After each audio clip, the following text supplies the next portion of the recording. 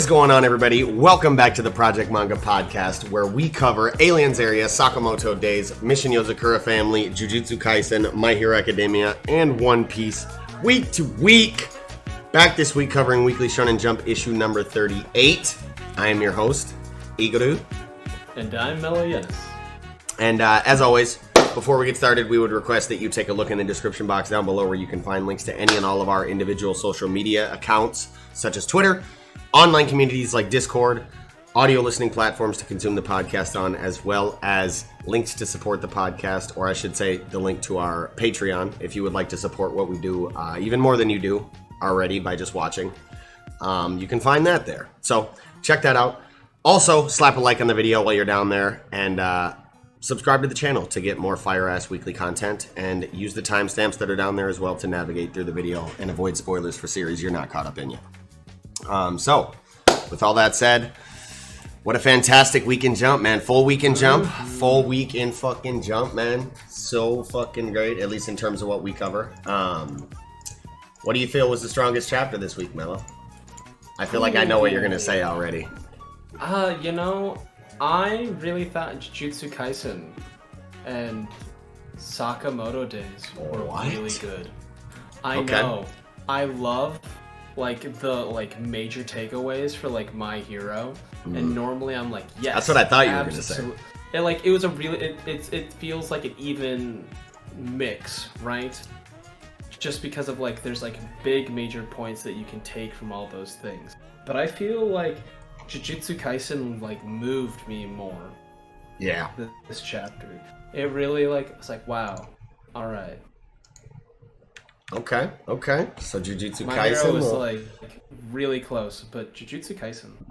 Yeah, Jujutsu Kaisen was a strong chapter. If I was nailed to the wall,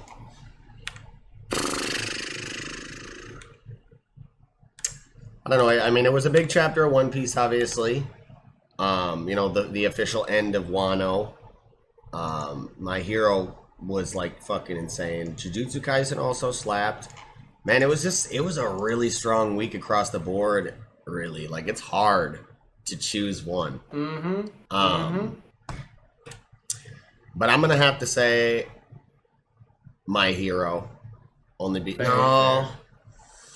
Yeah, I'll say My Hero. Hey. I was gonna kind of retract that and say One Piece, but I'll say My Hero just because. And One Piece is a bee's dick short of being chapter of the week. My Hero just kind of barely edged it out, I think. Hey. So, anyways, we might as well just kind of jump right into things at this point. So let's get started with the first chapter of the night, chapter 11 of Aliensarea. You Can See Me, and I love that we're already kind of getting I think we talked about it a little bit last week.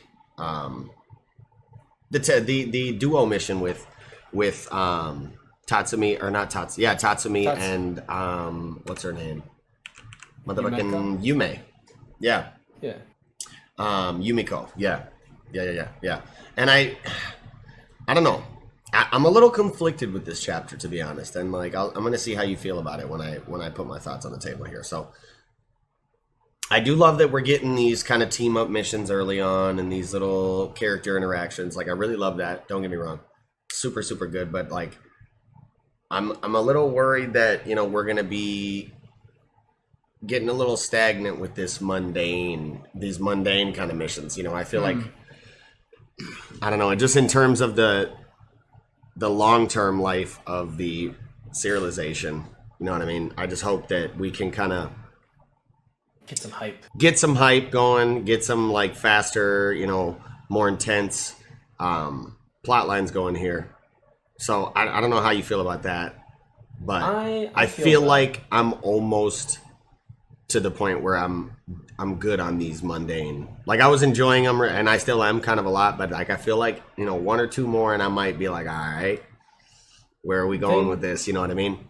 So I don't know. Go ahead. Sorry. I think that they just need to find their pacing, right?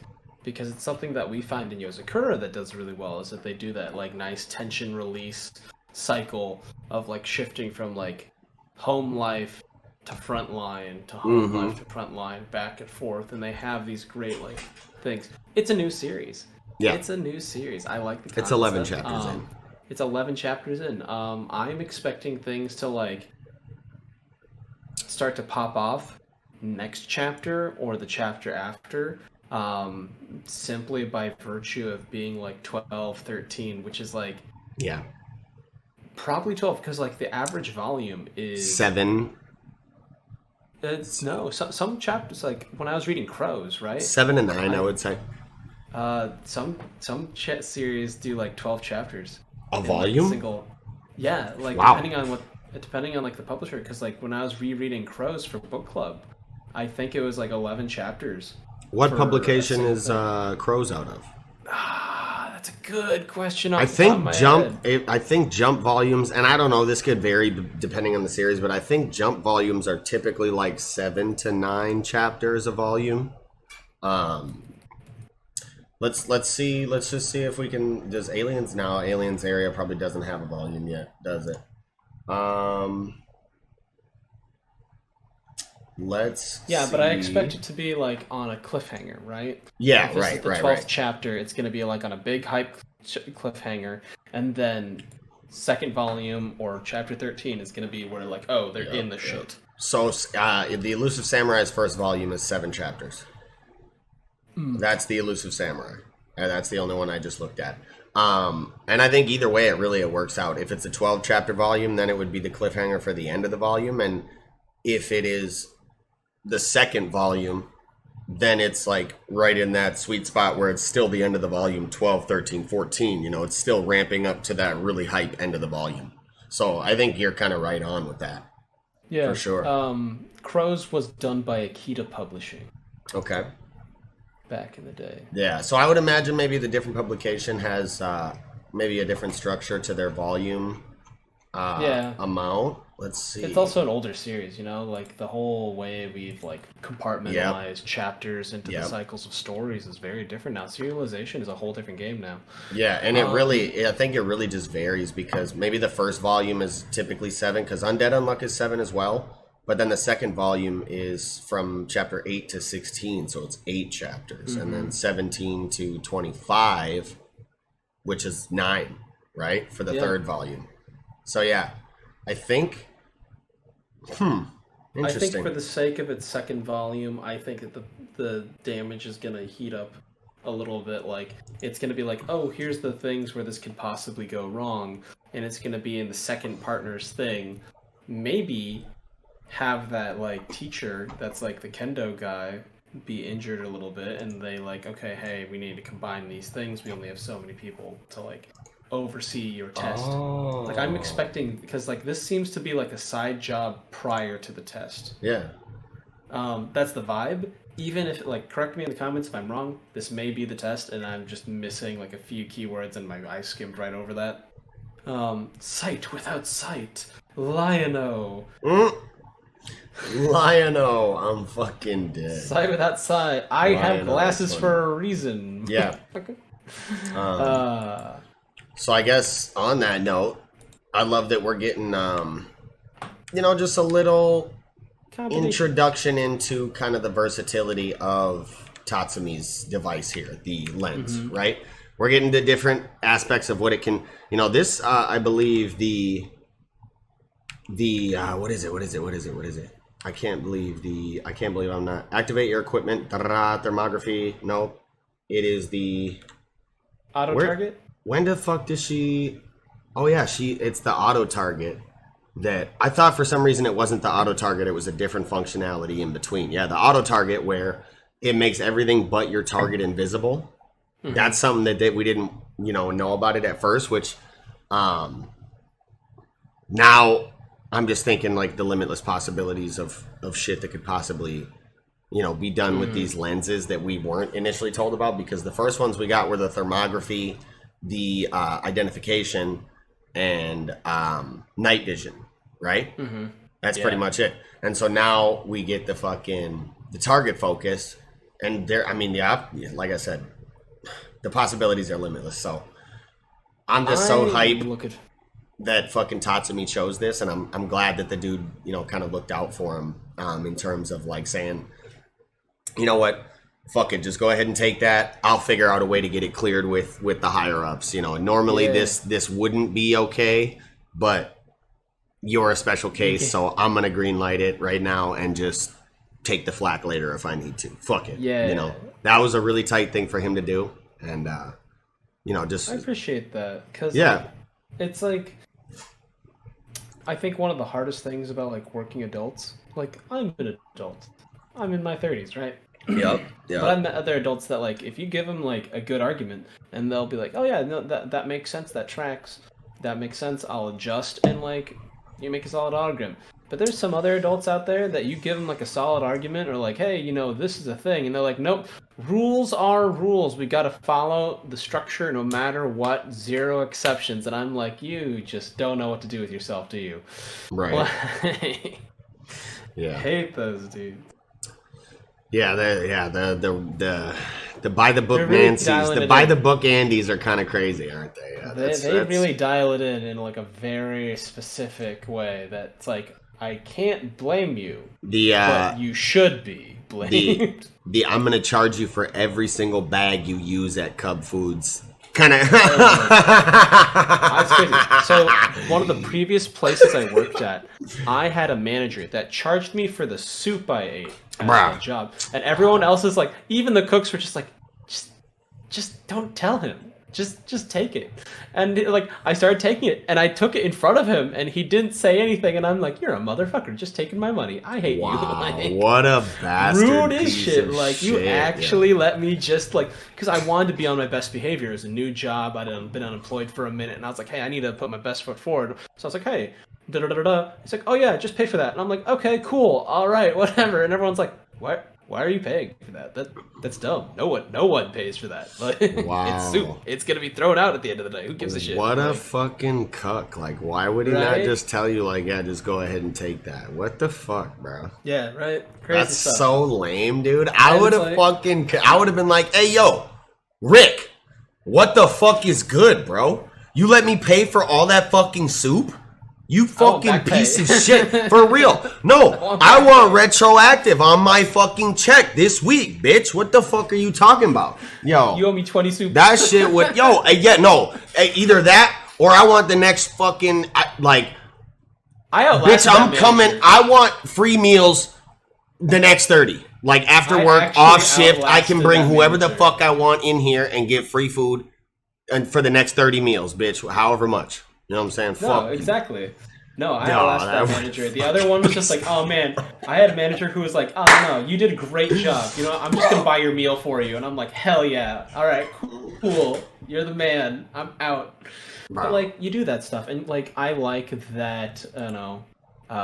What's his name? It's like Kuro something, because it's an opposite of the other teacher. The other investigator. You know. But yeah, I'm glad that Homeboy like says like, nah, I'll take care of it. Like, this makes sense, and I'll explain your situation in a way that like, if they're not just complete like bureaucrats, they'll be fine with it because you know it's a living business. You only have so many workers. You need to work with what you got. Yep, like he's already got the dark cells. He's chilling. Like he just wanted a little augmentation in terms of like his vision, his identification ability. He's chilling. It's just one less piece of equipment we got to put out and potentially get broken, and we have to, you know, pay for another one. So what's wrong? Nothing. I love We're chilling. The thing I liked about this episode was the 512 instead of the 7-Eleven. I love manga that have like whack Donalds. You know what I mean? Like in Do Ra Ra Ra, they have whack Donalds, or they have the 512. The O phone instead of the iPhone. Like, I love when manga are just like, we don't have brand rights, so we'll just make a knockoff version of this thing. Bro, I did not even peep the 512 until you just said something. It's my favorite part of comics. Hilarious, bro. It's my favorite part of comics. That's actually hilarious. It's like Beppis. You know what I mean? Like, people were like, oh, I just want some Beppis. Or I remember this comic where, like, they had, like, it was at a movie theater, and they go and do a movie, and the movie poster just said Long King 2, and it was holding a cat, and the cat was off Pride Rock, and it was like stretched like really long, like the meme. Long King. It's like Long King 2, Wimba. That boy Long is a bitch, boy. Oh my god, that's fucking crazy. Life. What the fuck? We're getting off the rails. We're getting way off the rails. I know. Absolutely, but I like this that is part a of this manga, is a fun chapter. Fuck it, yeah, we're getting It's a off the goofy rails one. with this. This is a goofy chapter. So I guess as long as we're talking about fucking goofy, we got this fucking ninja alien who has come to Earth in search of ninjas, and like literally lives every day just training, and he steals cat food to subsist himself. Which he loves it. He's what like, a weird ass, like it's like the dude it's like the alien who was growing just like the sashimi fucking, the shit for his those sashimi. really ugly vegetables. And like poisoning the crops, but he was like, oh damn, my bad, bro, I didn't even know. So this dude, he's like, I'm just trying to live and train, and like I gotta eat. And it's funny when this shit is just relatable like this, and you're just like, man, this dude's not even really bad, but bro, you gotta stop stealing shit. Like, you gotta do something else. You gotta figure it out. Like, hit the homeless shelter or something, bro. Like, hit the food line, because you can't be fucking stealing cat food all the time. Like, it's just not. Have you considered working at an animal shelter? They have food. He just is eating all the. They're like, we're going through so much cat food. What the fuck? It's like, nah, they're a nonprofit. This entire place is spotless. They're a nonprofit though. Spotless, he's just eating up all the food. Food's just disappearing really fast. What the fuck? Wow. Did we get a new intake of animals? Well, even then, it's like he's gonna eat them out of house and home. They're probably a nonprofit little animal shelter, but fuck. I mean, he's a slender little guy. I mean, I feel like maybe he's not eating that much. Who knows? He's a slender guy. That's a small bag of cat food. Yeah. It is a small little 1.2 kilogram bag of cat. That's a small ass bag. Alien physiology, man. Their metabolism might just be pretty fucking dope. Yeah. I like that in Japan, like, Earth is a backwater, and yet Japan, out of that backwater, is still widely known enough that there are weeb aliens. Right? They're just like, I'm obsessed with ninjas, and it's just like, it must be like such a niche hobby, right? Like, he's like, I traveled all the way to this backwater galactic like wilderness to find one thing about one country and just be obsessed with that. Mm-hmm. Like, I can't. It's like those weebs that like go to get married in Japan. My friends actually did that. They're both weebs and they both got married in Japan. Really? Yeah, they did that. They did that stuff. But it's like that times like. Is that like cliche? To the 13th. When you said that, I was thinking I might like to do that. That's a cool thing, but at the same time, it's also like a very niche thing, right? Like, they're doing it specifically so they can go to like see the Dragon Ball Z museum and all that kind of stuff. Mm-hmm. Like, they're hitting all of the nerd stops, you know. They're trying to get like a Japanese tattoo artist and get like a little Dragon Ball tattoo and stuff. They're cool people, love them to death. But yeah, like it's like that kind of like dedication to like a nerdy hobby to the 13th factor, because you have to take into account space. Like, how'd this dude find out about it? Like, what's the alien internet algorithm for that? You know what I mean? It's just very tricky. Yeah. And I'm like, man. But like, I do like that this one's a harmless one. I feel like that's going to set up a much like one that like the next chapter it's going to be like a lot harsher and a lot more dangerous, but like more suddenly. Like, they're gonna think it's mundane and then it's gonna flip on them, and they're gonna have to like react quickly at the crisis like that is instantly on demand. Right. Yeah, that would be a nice twist. And I wonder now, like, I am curious. You know, you said the thing you said earlier about what's his name possibly getting injured on the mission in some way, and them having to merge the squads. I think I would like that, but I also, I don't know, I don't want him to get injured and taken out of the story. I want them to merge the squads, though, and I want him to be a part of it. Maybe they take like a dual captainship in the joint squads. I mean, they could be both proctors for the test. And being like both of the, like, hey, these are your students specifically. You are going to be the one to judge the other person based on their work. That way, you're unbiased. Yep. And that way, your focus is absolutely on that one student that is, applying for this new position, right? Yeah. I feel like it's going to be like that. This is a really cool one. I love how the ninja perceived them as ninjas, but like we as the privileged viewer gets to know exactly what happens, and I do like that a little bit. Right. Yeah, he's like, yo, you can see through my concealment? Like, you must be ninjas. And then they track him down and fucking, we get to see how useful the lens is in terms of like Tatsumi being able to communicate his location to Yumiko so that she can then, kind of kick the alien in his fucking face and they can apprehend him.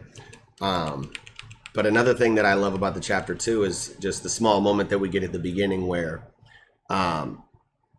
she's a little more experienced than him and she's kind of saying like, yo, bro, you gotta look natural, my G. Like, you're trying too hard. You've been staring at the same piece of gum for 5 fucking minutes. You picked it up and put it back. You put it back down and picked it up like 10 different times. Like, you gotta. What are you on, bro? And he's like, what is it to look natural?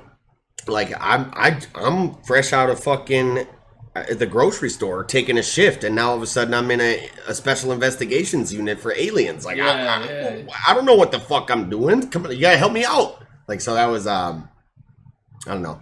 That was he wasn't freaking out like that, but it was, you could see him kind of sweating a little bit. Like, what does it even mean to look natural? Like, fuck.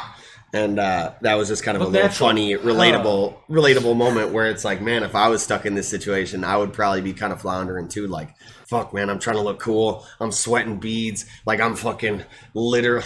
Like, I'm nervous, bro. Tatsuya would never make it as a secret shopper. He's too sincere. Right. That's funny. Secret shopper. You ever work in retail and one of those?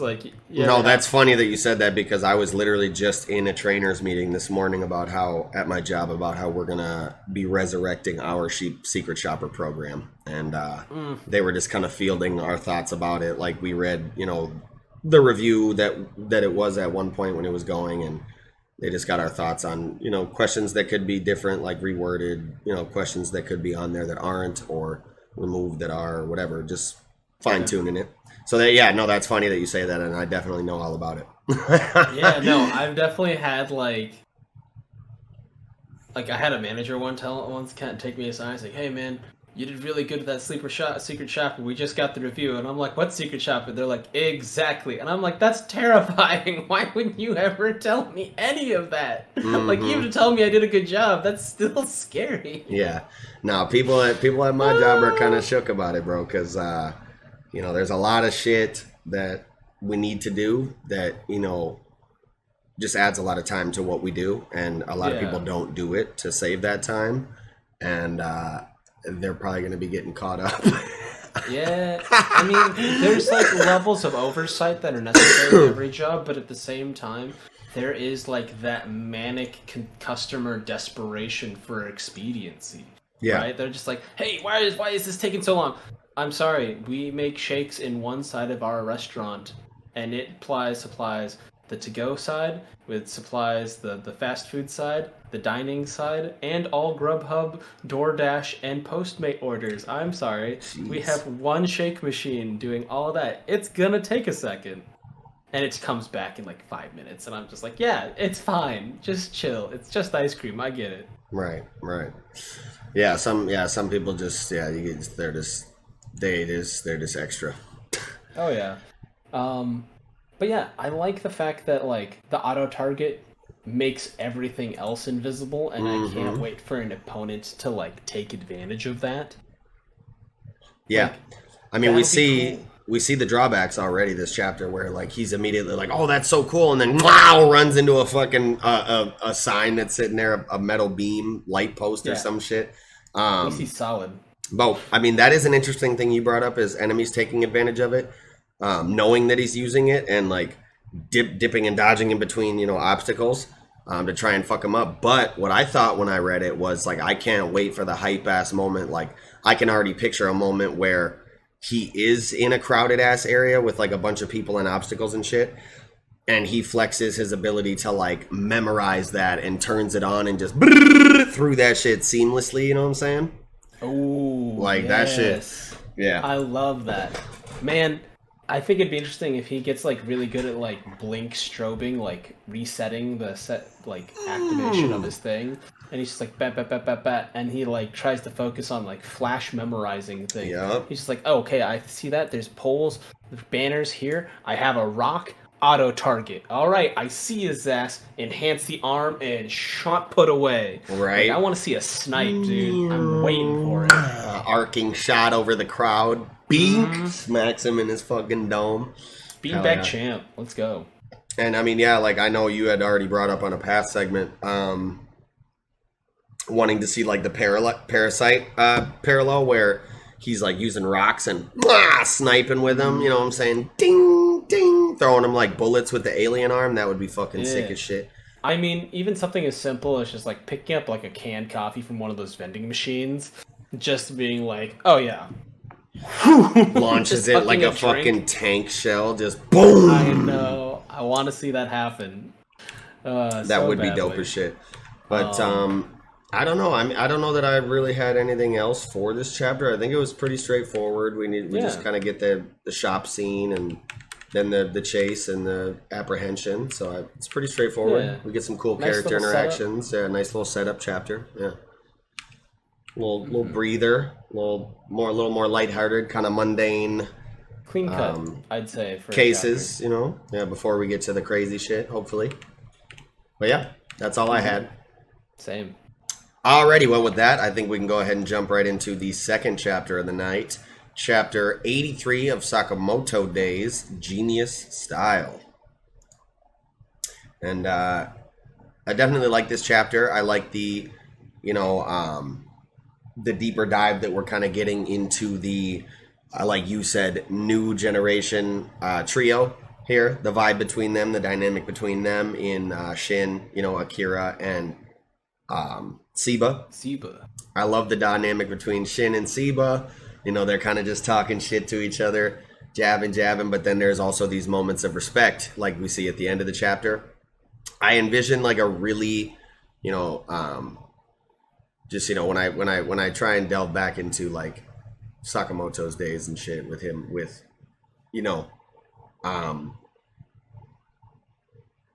with what the fuck, I can never remember the past Akira's aunt's name.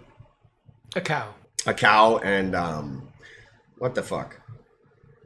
Why am I blanking on my favorite character's name now too? Nagumo. When I try and envision the times of their past that we haven't seen, I always envision a similar vibe to this, Oh man, I mean, I totally feel you on like spacing on names. There's people I've met like a dozen times, and I just have to say it's a pleasure to meet you every time. Yeah, I mean, I'm not super good with names to begin with, and then it's just like, I don't know, it's a lot of series, a lot of conversations every week, a lot of names to remember. I should remember their names by now because we've been over them so many times, man. And I've read all the chapters and shit, so it's like I've seen the names how many times, but fuck, man. I mean, I'm a sophisticated goldfish. I can't judge. I really do like that the deep dive. There's this one line where Seba is like really putting Shin in his place. It's like watching Sakamoto all these years. I got the sense only third-rate assassins depend on weapons, so I pretty much avoid those. Like, so you think you're first-rate like Taro Sakamoto, right? Like, yeah, that's exactly what you mean. He's like, I love that line. The fastest path to becoming first-rate is to accept that you're third-rate. And I was like, yes. Yeah. Yes, humble pie, because Shin was trying to stunt on everybody he ran into until he got taken down by Satoda Sensei. Yeah, he was just big dicking his way around the school, like we talked about on the one where in the one chapter where he like is waiting in the stall. The dude comes in that we see in the weapons development department in this chapter. That dude comes in and he's talking shit, and Shin just like fucking bodies him for no reason, and is just like, yeah, I wanted to get in a fight type shit. So It's You're nice to right. get He him- definitely did get a nice little slice of humble pie here between, between Satoda Sensei the last few chapters and Shin really, or not Shin, but Seba really just driving that point home for him. Like, you're not shit right now. That's really nice. I like that about Seba just because, like, you really need friends that are willing to talk shit to your face. It's like, man, you've been really slacking. Like, I've had coworkers that's like, hey, man, like, step it up, all right? I was like, you're not bad, but like, step it up. And I'm like, all right, fair enough. Like, I get it. The best friends and the best, people for you are the ones who will tell you the hard truths. Yeah, They'll look you in man. your eye and say, "Look, man, you got to fucking figure it out and change some shit, or like you're gonna be stuck in this spot you're in now, or like you got to step it up at work or whatever you're doing, whatever it is." It's like Like, love you to death. there's people that are yes men that are fair weather friends that will be with you in the good times or whatever, this, that, and the third, and then there's people that will be with you bad times and fucking tell you the hard truths, man. So those are the people you definitely want. So I feel like, man, Seba's a real one. Seba is a real one. And that's the thing. He's not as friendly as like other characters. But I don't think that's a bad thing because he's like, when I say something, I mean it 100%, like all the way through. I mean, not when I'm flattering my upperclassmen, but like, you know what I mean. Yeah. And we get the dude who Shin beat up too this chapter, he he's like, Shin's talking shit like, oh, I thought he'd have a bunch of amazing weapons and shit. Like, he was talking all this shit about how he's an ace weapon maker. And the other dude is like, oh, that's not how it works. Like, every invention somebody puts out isn't a diamond. But he is a genius in the sense that he puts in all this work and just invents and innovates until he does fucking get that diamond in the rough. Like, yeah, there's a million fucking chunks of coal over here. But somewhere in that bitch, there's a fucking diamond or two, you know what I'm saying? That he's just made that maybe nobody realized was a diamond until now, like this glove that we see, where everybody else thought it was like, oh yeah, it's a dud, it's like a delayed action glove, it's fucked up, it's bugged. And then Shin's like, this is fucking perfect. You know what I'm saying?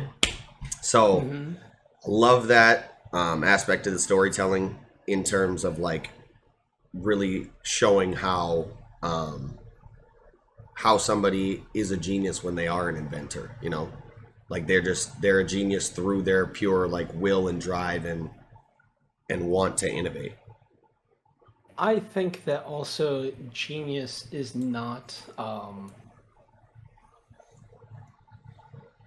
I feel like genius is like, people are like, oh yeah, this is a person has talent, they're a genius, but at the same time, like, you say that about like people like, oh, this is a genius athlete, and it's like, yeah, they're one of the best, but like all athletes, they probably work their fucking asses off. Like, and then we don't always get that with like the same recognition for like technologies or shows, right? Like all through the pandemic, it was like shows were a big thing for animators and stuff, and you got to see people, and like you could say that, see, these were some of like genius shows. Like, then you should say that those animators are genius, but people wouldn't say that, because they're like, oh, but they put in so many hours to it. And it's like, yeah, exactly, that's the whole point. Like, Rock Lee, genius of hard work. I feel like that's a more applicable thing than people think. Yeah. I feel like if someone's like, oh, they're a genius, it's like, oh, they're like a genius chess player. And it's like, how many hours do you think they played? How many hours do you think they played? Like, hundreds of thousands. It's like, wow. Yeah. It's crazy. Oh, man. No, but this is a really cool one because, like, that level of damage is something Gaku would do in that wall. Yeah, for real. That's big damage in that wall. That's an equalizer. That's an equalizer right there, and I'm hella excited for that. The other thing I wanted to touch on was, I think that some of the dud weapons, the prototypes that he's like showcasing, I think they would be really good to like utilize in like setting up Satoda Sensei, right? So Satoda Sensei doesn't want to kill her student. Yep. But they're also going to disarm the students. They're also going to like shut down their avenues and things. what if they lend one of, like, they use the taser or the screaming gun. Like, they use the screaming gun to do things, maybe the light condition to, like, lose footing and force them to, like, change, like, their throwing or something like that. Or, like, to force them to go to down a different avenue to, like, have path of least resistance, right? Kind of corral them in. I want the Satoda Sensei to, like, disarm, like, one of the students, grab the taser, and, like, try to shoot him with it, and just zap themselves, and that's when they hit them with, like, the big move. Like, then they use, like, the liquid nitrogen, get them so that they can't move out of the way, and then power glove. Yeah. I think, now that you say that, the scream gun is, like, perfect, low-key. Because Satoda Sensei is a teacher, so you can, like, make her think you're gonna up the blicky on her, and she's like, "Oh shit, they're getting serious. They pulled out the gun. Like, I'm gonna have to fucking Aikido this bullet real quick." So she's like, shoots at him.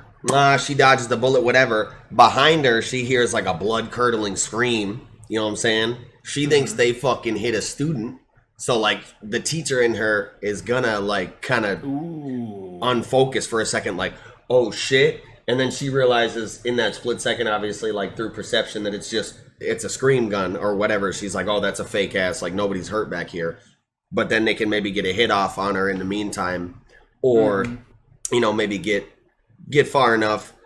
Maybe she still flexes and, like, stops them last minute on some super hard body shit, but then respects their kind of intuitiveness in the plan, and they're like, she's like, okay, like, I respect the plan, so I'm gonna give y'all the W anyway. I don't know. Or they're just like, fuck it, now we got to go back to the drawing board. This bitch is a beast again. You know what I'm saying? Yeah. But I think the scream gun could be a perfect plan, low key. I think using the prototypes for failures to get an extra, like, unpredictable edge, like, by being as chaotic as possible, there's that chance, like, no matter how organized or, like, your standard operating procedure, no matter how smooth it is, if you just introduce a bunch of chaos, there's gonna be a delay, at least a little bit, in someone's decision making. Mm-hmm. I feel like that's really important. I think Shin has a great trump card. They noted that, like, his arm was super red, and it says that they turn off the limiter for a brain, but, like, Shin's intelligence is enhanced. Like, his brain is enhanced. So does that potentially offer him a higher potential output for physical damage?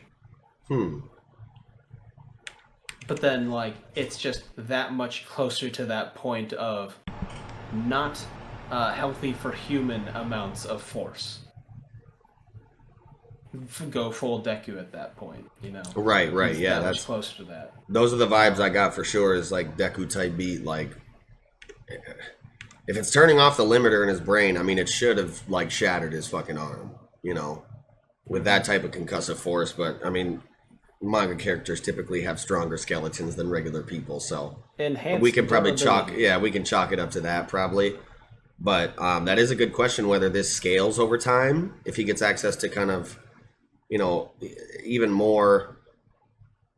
You would think as his body develops, it all kind of hinges on that. Like, the true muscular strength of your body and the true power of your brain are the things that you can't really access due to those limiters. So it stands to reason that the further he develops his body, the more force he could get with this limit switch, right?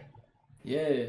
I think there's also another, like, passive, like, experiential growth thing that could be attributed to this, because it's overexerting his muscles, and, like, they're bright red and stuff, and so you can do a lot of micro tears to your muscles. But when those heal, that's why we bulk up when we work out, right? Yep. Like, we work out, we're doing all these, like, tiny tears in our muscles, and then we heal, and then we get more muscle. So eventually, I'm just imagining that he has, like, an insane grip. Like, the true kung fu action grip. Just, like, grab someone by the face. He gonna grip them cheeks like... Power bomb. Power bomb, yo. No, yeah, he like grips somebody's face and like smashes it like a fucking like a plum. Yeah, because I feel like later on, because like I mean, if he uses that glove a couple times, like it heals off that, it could just help like speed up muscle growth in just one arm. Yeah. Then he has to switch to a different arm. He's like, "Hey, yo, Seba, I'm gonna need you to, build another one of these." He might tell him, just I'm lopsided, dude. Go ahead and build another one. You know what I'm saying? Give me a left glove. You feel me? Oh, that'd be good. Although this could maybe just be a right arm kind of thing. That right haymaker. You know what I'm saying? Yeah, I mean, honestly, it would be good if he had at least like the appearance of a second one. It doesn't have to be functional. It could have a different function. Like maybe the left hand could be like a stun gun or something like that. But it has to look very similar. That way they can like fake people out. And that would be great because like he's hitting them with the left delayed, or the right delayed. You know what I'm saying? Hitting them with like the big concussive force with the right delayed punch. And the whole time he's got that identical left glove, and they're thinking in their head, fuck, he's holding this left. You know what I'm saying? He's like, they're like, he's holding this fucking left. They're watching for it, and that's why they keep getting stole with the right, because it's that reverse psychology. I'm not hitting you with the concussive force on the left. You think I'm saving it, but the only one I got is the right. And I just got an identical looking glove. Little mind games. Plus, like, you can do, like, the telepathic, like, see where they're going. Quick hit them with a quick, like, grasp of the, like, shocking touch. Like, just tase them, and as they're, like, stunned for a second, bam! Get them right with the right. Yeah. That'll be cool. I want to see if Akira gets something cool near the end, because I think she deserves it. Yeah, she would. She's kind of side character, like sidelined a little bit. She's more of a background, but like she's present. Yeah, I'd definitely like her to get a little something here as well. That would be really cool. I like the lightsaber that's just fucking bright as shit. Too shiny to use, like just blinds you. The LED saber. The LED saber, yeah. The laser saber. So what do you think of the order bit that we get here at the end? I want to see how Club Jam like operates. Because you can see like the shibari underneath, and like their clothes are very textured, and like the overshirt almost has like that 3D hypnosis thing. So like optical illusion, optical illusion, hypnosis, power suggestion, like brainwashing kind of stuff. I can see that happening. Yeah. And I like that we get Kashima like really kind of just questioning, like, yo, are you sure we can leave this up to a kid? Like, we should really probably go in there and just handle this real quick. And Slur's just like, don't worry about it, man. Chill. We got Amane. Like, yeah, he might seem dumb, but he might be just dumb enough to pull it up. You know what I'm saying? Here, I like that he's kind of looking back at himself when he's younger. He's like, I'm trying to nurture these young sprouts, even though, obviously we know it's not the best. Not the best. Not unaltruistic. Right. Not the best thing to be indoctrinated into. Yeah, but he's on a leash right now, according to Club Jam, so. Yeah, I mean, I wonder what Club Jam has on Amane. If it's like, I wonder now if we get a little bit of pathos in terms of Amane's like background and what they have on him, like if they're holding his family hostage, or I don't know. I mean, it could be any number of fucked up things when it comes to blackmail, honeypot, the order, anything. Yeah, or honeypot. Like they could just be like, yo, we'll pay you fat bread if you get this shit done for us. See what I'm saying? Mm-hmm. And I'm leaning more towards something a little more malicious because of the way, like even Kashima, when he's like, "Cut up a gem," like ... You could tell in the way he says it with the shading on his face, it feels like he doesn't fuck with Club Jam at all. Club Jam's probably way more sinister than they think. He's not messing with Club Jam at all, I don't think. With the black, like, stark black behind him, like, Kuda Buja. I can already hear it, like, in the anime, like, Kuda Buja. You fucking bitch. Man. But yeah, honestly, it's nice to see the inside of the weapon R&D like department, because it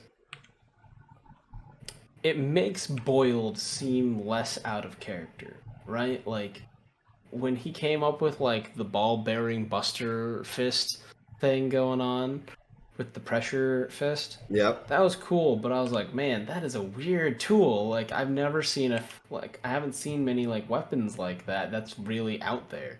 And now that we have like this weapon R&D team in the school, and I'm like, okay, this makes more sense. I can totally see how Boiled came from that. And we got what's her name with the fucking yo-yo saw and shit. Like, yeah, we got a lot of weird ass weapons in this manga universe. So it is cool to get a glimpse into the the roots of all that, right? Yeah. Where these people are taught to make the weapons that are as crazy as they are for these assassins that we see. So yeah. Yeah. I'm pretty stoked about it. That's pretty much all I had for this chapter, though.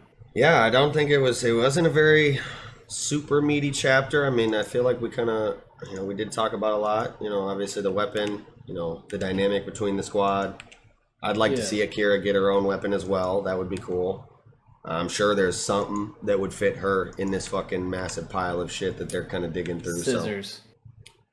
I think it would be cool if she had like a whole thing of scissors that could pop apart into be like 2 tiny daggers. That would be pretty cool to see. Like, she said that like her skill set was like sewing and stuff. True. So I think it'd be interesting because like it's basically a dagger, and then you can like splay it and like stab out both eyes instead of one. Yeah. Hell yeah. But yeah, I think I'm pretty spent on this chapter as well. Mm-hmm. Well, with that, I think we can go ahead and get right into our third chapter of the night. Chapter 142 of Mission Yozakura Family, Separation. And pretty much goes, I guess, how we thought it would in terms of like Momo, kind of slinking off like the Joker here. He's like, I'll be back, Batman, to kidnap more of them when I can. So, let's not blow this out of proportion. Yeah, right, yeah. So he's just like, all right, yeah, I mean, I'm going to just go ahead and dip now before this gets, a little hairier than I expected. I'm going to, kind of recuperate, reallocate my resources, regain some energy. I'll be back to fucking nap up more of y'all motherfuckers later. You know what I'm saying? Oh, man. He's going to just go mulch some people. Mm-hmm. Oh, he's about to go on a semenine harvesting spree. Just a murder spree for real, probably. Mm-hmm. The part that I think is really nasty is that at first when we were introducing all this like other gold rank spies, I was like, man, that's gonna be a lot of people. It's kind of cool that like we're having like this one-off like parallel dynamic going on, but isn't that gonna be like a ton of characters? And it's like, now that we're like, oh yeah, no, the Yozakura siblings are now mind controlled and the bad guys now. That means they have to rely on the S ranks, and I kind of want to just see what the fuck's up with the other, like, how do other spies just be badass main characters of their own lives? Yeah, right. Yeah, I can't wait to see, after this, like you said, I feel like, Shura and Ryu are going to be a much more integral part of things going forward. Like, they're going to be heavily involved, probably... Ryu's going to be probably staying the night at the Yozakura mansion, like chilling. He wants to be involved in everything. So, yeah, I'm excited for that going forward for sure. I've been a Ryu stan from day one, to be honest. And Shura. Alexandre Ryu. Yo, that's a fire-ass name, low-key. But, I digress. This definitely is the type of mind control where, like, I don't know, they're probably mentally taking a backseat. So I can't wait for a moment down the line where, I feel when it culminates to the final end of this Momo plot line and they're really about to beat him and like they get Shinzo and Futaba back, I feel like it's just going to be a hype ass moment where they're going to be the ones to take him down because they were the ones under control the longest, and they just like have the most resentment. Like they've been in that backseat, like unable to control their bodies. They're like, all right, we're finally free. Now you about to get these hands, bro, for real. And Futaba and Shinzo are just going to turn the fuck up on Momo. They might not be the ones to like take him down finally for good, but I feel like they're going to get a really strong showing against him at some point down the line when they do get the mind control broken. And I cannot wait to see that, for them to turn the fuck up, bro. Because I want to see Momo just get worked. I'm not even going to lie. He's got a lot coming towards. Mm-hmm. For real. This is a great villain writing because it's just like, man, I loathe this dude. Yeah, for real. That's when you really hate the motherfucker and you want to see him get like beat the fuck up. You can tell that's when it's great. I mean, we were talking about it a show or two ago when Noxie was on, just about when you really try and think about top 5 villains in Shonen Jump right now, Momo is up there. Like it's Kenjaku, it's All for One, and I mean after that it's like. Momo. It's Momo. Yeah, bro, it's Momo. Like top 3. Done. Yeah, I mean Kaido's up there. I guess he's top 5, but like I don't know. There's some things left to kind of left to be desired with Kaido in terms of like pathos and characterization. Like he was badass, but there are some things that are left to be desired. But Momo, man, like dude, he checks all the boxes. He checks all the fucking boxes, Sinister man. As fuck. Sinister as fuck, funny as fuck, capable as fuck. Just, bro. Yo. And also, it's just super. He's so unsettling. He's like, I'm going to make my family love me. And it's just like, bro, you should get locked up and put away for a very long time. Stop. Yeah. So yeah, that's definitely. He is an incredibly well-written character, and I cannot praise that enough. But I also do want to see him get his ass worked on some I want to see Ryu whoop his ass on some Puri Puri prisoner Angel Rush shit. I want to see Futaba hit him with some fucking swirls. Shinzo beat his ass down with the hammer, all that, bro. All of that. This has to be gearing up towards this is the beginning of a final confrontation, right? To get take back their siblings and really reclaim them from Momo. After that, it's fighting Momo, right? Yeah. I mean, I think this is the final. How long this kind of takes to flesh itself out and finish is to be determined, right? But I do think this is this plot line is the impetus to the end of the Momo stuff in terms of Yozakura family. Yeah. I think he'll kidnap these two. He'll probably kidnap a few more, like we talked about. Whether or not it's going to be all of them down to just Taiyo and maybe Mutsumi left and Kyoichiro, who knows?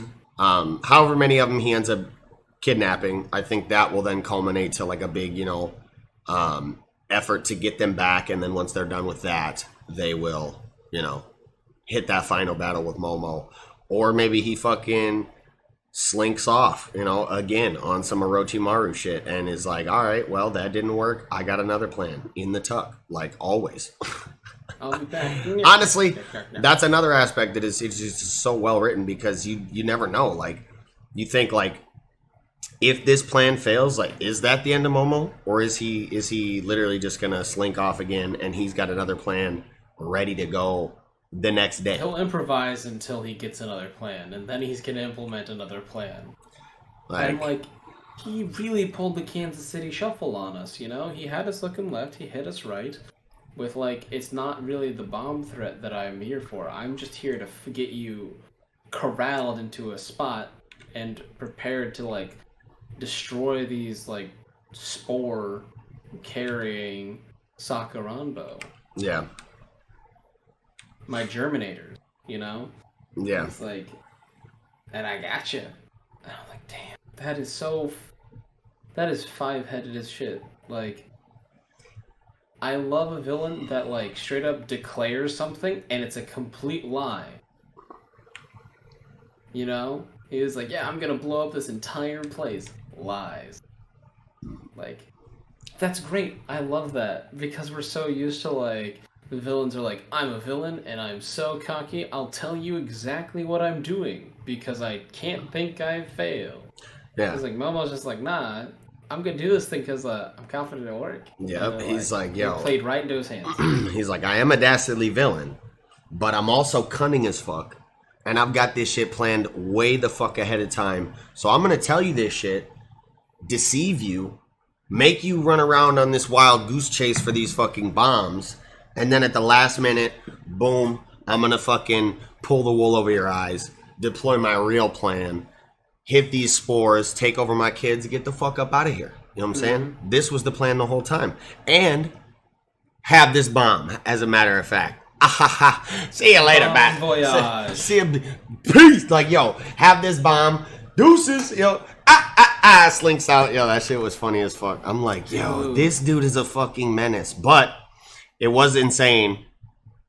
Kyoichiro containing the energy of the explosion and like 14, 15, condensing 16. it down to this little tiny fucking ball of like explosive energy. Like grapefruit level. And I wonder if this is going to come back into play because he says you'll have to dispose of this later.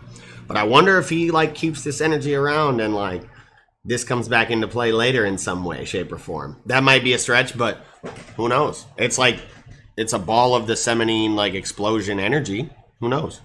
Yeah, and because like. Yeah, you can release out the concussive force later, but like you can still like collect the scraps off it and like better study like the composition of the Sakaranbo as well. Mm-hmm. Yeah. Because it's pasted, like you'll know exactly what it's made out of. You have plenty of material to study even after like the explosion is spent. Yeah, for real. So I'm looking forward to that playing factor. The part that made me really chuckle was near the beat. Was about page 7 of Koichiro just saying, looking at the flashy black hair of yours irritates me. The Futaba I know looks best when their hair is pure as white as fallen snow. And I'm like, bro, you're calling that flashy. Do you think you're flashy because you have black hair? Is that like a self-aggrandizement? It's like, nah, black hair's my thing. I look great at it. Go back. Right. That's funny as fuck. And yeah, Don't she kind of snaps back at him like, bitch, don't tell me how to fucking color my hair. Get the fuck up out of here.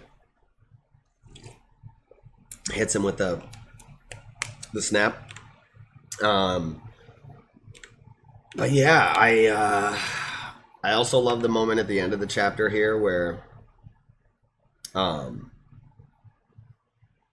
we get Kyoichiro like, look, yeah, he took him, but that just means we got to get him back. We always get that kind of, obviously we can tell he's probably also really stressed out about this situation and wants to get his family back as soon as possible, but we always get that eldest son, eldest child, kind of patriarch, smooth, calm, collected, stoic, analytical aspects of his character where he's kind of the grounding mechanism for everybody when they kind of get really flustered and don't know what to do. Kyoichiro's like, look, all we got to do is this, and this.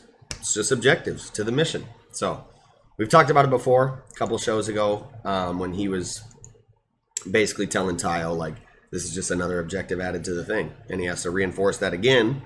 He's like, look, I know you're freaking out. You're green. You haven't experienced anything like this before. But we're going to figure it out. Like, we're going to get him back. And if not, we'll die trying. Yeah, no. I mean, you see, like, at the bottom of page 19, you just see Mitsumi's eyes at the bottom, and I'm just like, damn. Yeah. Like, that last page is serious. I love it. Yeah, we get Shion, serious, Kengo, Now it's kind of hard to just take serious. Kengo jovial a little bit. We get Nanao, you know, his bucket looks like a smiley face on it, but he's got kind of a serious vibe to him. And then yeah, Mutsumi's, you know, steeled resolve in her eyes is just like, yo, yeah, that gets me hyped for what she's gonna say. Like next chapter, I feel like she's just gonna be spitting. You know what I'm saying? Mm-hmm.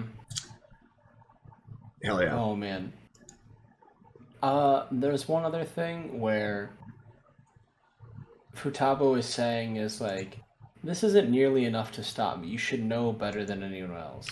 And that tracks with Koichiro. Like, what was their number one rule? No fighting each other, right? Like, their whole thing was that they don't attack family. You don't hurt family. And so, like, he's trying not to. He's still trying to follow the family rules because he's like, you're my family. You're acting crazy, but like, you're my family. Yeah, he probably is holding back a little bit now that you mention that, and she like easily just like swirls up the threads like, bro, you really thought, like, get the fuck out of here. And that might be kind of an interesting bridge that he has to hurdle, is that he really is going to have to go all out.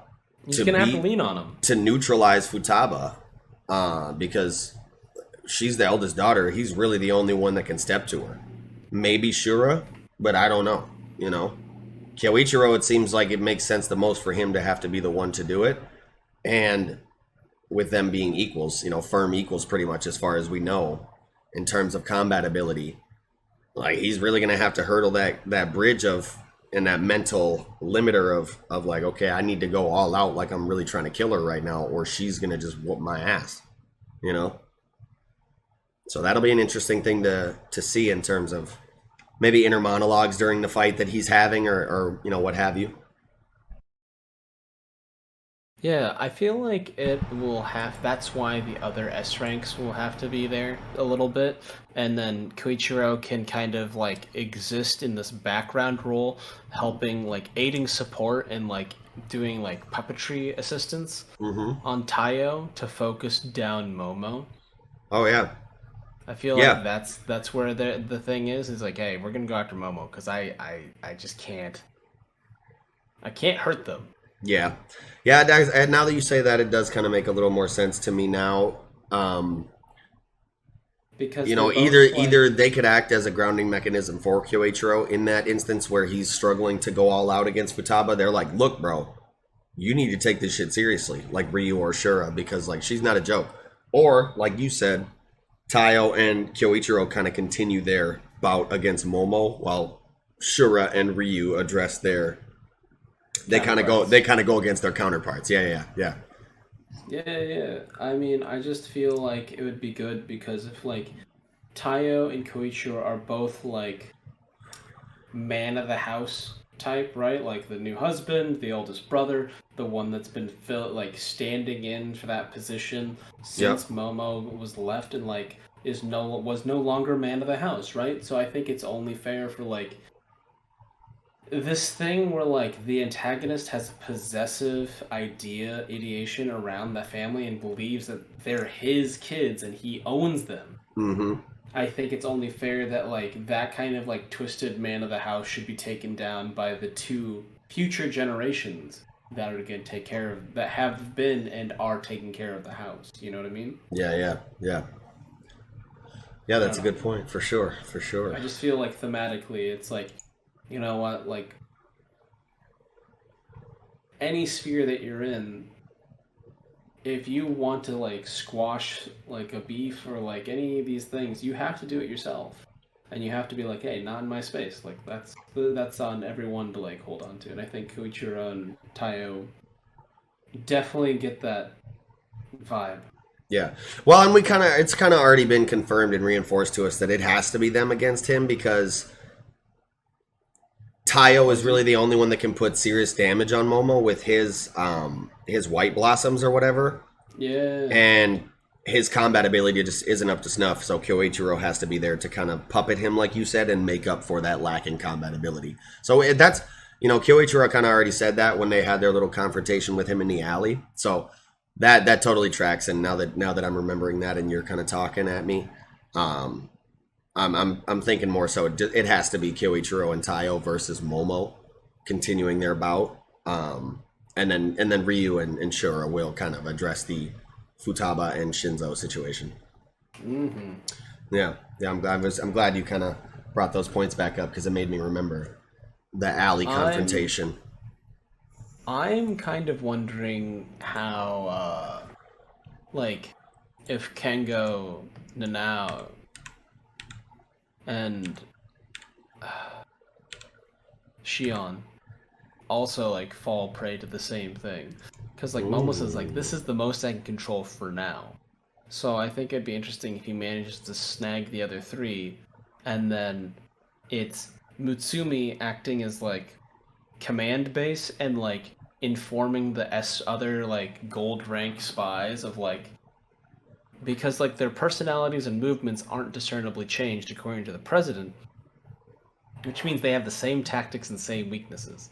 So Mutsumi could lend tactical support and being okay, you're fighting this person, this is these are their favorite patterns going forward. You can use this moment to jump in potentially, and then that helps give them an inside edge, because Mutsumi loves their family and would know their idiosyncrasies inside and out like the back of their hand. Mm-hmm. As the head of the family, they take that kind of responsibilities very seriously. And then Koichiro and Tayo can go against Momo, and I feel that's how it's going to pan out in the broader scheme of things. Yeah, I'm trying to think. It'll probably take enough to where I mean, this is just the tropey kind of shonen, fan in me saying that he'll probably take enough to where it'll be an even kind of match between both sides, right? Yeah. In terms of the gold ranks, we have Ryu, Shura, and I'm trying to exclude Izumo. We have G, Giga, and then the sleeping bag chick and the pantsuit lady. Mm-hmm. That's it. So yeah, I think so. G Demon. Yeah. So their parallels are obviously Shinzo, Futaba for Ryu and Shura, and then we got Nanao for the fucking, I forgot the hookah guy. Damn. So we got Nanao for the hookah guy. Fucking the sleeping bag chick, I'm not really sure. Giga parallels Shion. So yeah. My point is maybe they take enough to where everybody's kind of got their parallel on the opposite side. Yeah. And then it might get down to just being like Noxie was saying, one or two members left of the actual family just teaming up with the gold ranks to get kind of the mission done. And I feel like Nanao is going to play the most integral role in, figuring out what the fuck is going on and how to counter it. So he might be one of the last ones to get taken, or conversely, because Momo knows that he is going to be the one to deduce it, he would try and get him the quickest. So Nanao might be the next one to go. I don't know. I could see that. I feel like it's Shion and Nanao as high priority targets because of their utility and their ability to fight back from the actual threat. And then we get Hookah Guy flexing his ability to, figure out what the fuck is going on after Nanao gets taken. He has to kind of pick up on his research notes and say, okay, now I got to figure out what the fuck's going on. Because, we haven't seen anything from him. So that totally makes sense. Engineer or something. That totally makes sense now. I'm thinking Nanao and Shion are out next because of their utility and their ability to deduce and reverse engineer the Sakuranbo and also track Momo's location via technology. They're probably the next ones to go. And then yeah, we're gonna have to get Giga and Hookah guy, you know, taking up that role in terms of like the operation. Yeah. Yeah, that's gonna be yeah. Damn. See it now, Chris. I can see it now. I can't say that that's exactly what's gonna happen. Obviously, we can't say for sure, but that I can see that clear as day for sure. That totally tracks. Excellent. Welcome. Welcome. I don't know. I think that's about all I had for this chapter. I like the moment that we get between. I guess the last thing is just this little moment we get between Ryu and Shura, where he's like, "If you need to vent, Shura, I'll happily spar with you," and she's like, "Oh no, I'm okay." But then she sees this mournful kind of look in her eyes, Futaba, like she's just really broken up about Futaba getting taken over against her will, man. So I don't know. I can't wait to see Shura. Like, I feel like next time she runs into Momo and Futaba, she is just gonna activate. You know? Oh, absolutely. I think that based off the pattern we've seen now with the like expansion of Ryu and Shura's characters, I think that any character that is expanded on is going to be like the immediate replacement of the next targeted Yozakura sibling. Right, exactly. Yeah, I mean, yeah. At this point, I don't know who's safe. To be honest, man, it's tough. But yeah, that is all I had for Yozakura tonight. Okie dokie. Well, with that, I think we go ahead and get right into the fourth chapter of the night here. Chapter 194 of Jujutsu Kaisen. Sakudajima Colony, Part 4. And I like this little bit of dialogue that we get from Naoya here at the beginning of the chapter, where he's like, you know, kind of reminiscing on a time where, like, back to his life as a human, where he's like, man, I could not do any of this insane shit, but right now it's like riding a bike and I just feel totally capable. Like, this shit is easy, you know, and maybe I could even possibly go further.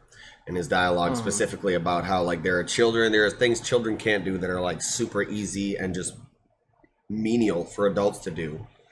And as you grow up, you learn how to do these things and you accumulate this knowledge, and you can't even remember a time really where you couldn't do these things.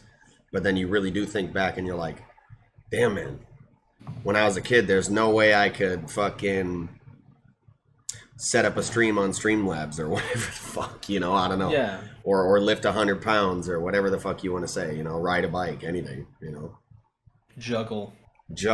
Yeah. Right? No, there is also like I know that was like the direct implication for like what that goes on, and I was like, you know what, I like, because it's like he's experiencing it, and I think it's interesting that he uses like the like child adult moment with because he as a cursed spirit is like, you know, fresh out of like the cursed womb painting kind of mode. So I think that's interesting as well. And it's like, I just feel like I'm growing up. And it's like, oh, that's sinister. There was the lines on page 2. I really thought that was interesting because his response to "When have you ever been an adult?" You think you hooked up with Mai? It could imply a couple things. Some people were saying like, "Oh, it's because Mai is no longer an adult because they are dead, they are gone too soon," that kind of thing. And I'm like, nah. I remember when Naoya said Maki's personality ruins her face, and that her body is the only thing that she's got going for her. Mai knows her place as a woman. And I remember that when he said that shit, he was like one of the first, when he was first getting introduced, and I was like, man, I hate this dude. So like, using that context, I feel like he forced himself upon Mai, using his like leverage and the power dynamic of like being the head of the clan. Wow. Or like basically the head to be of the clan. Yeah. And like, this clan's misogynistic. It's on the books as being misogynistic. Damn. So like, I expect that.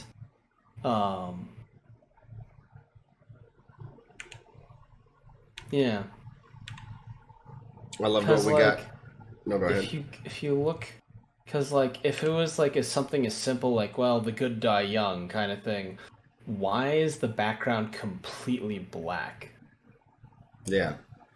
You know, I was like, it's that's when you supposed to say be that ominous. sinister shit. Yeah. Yeah.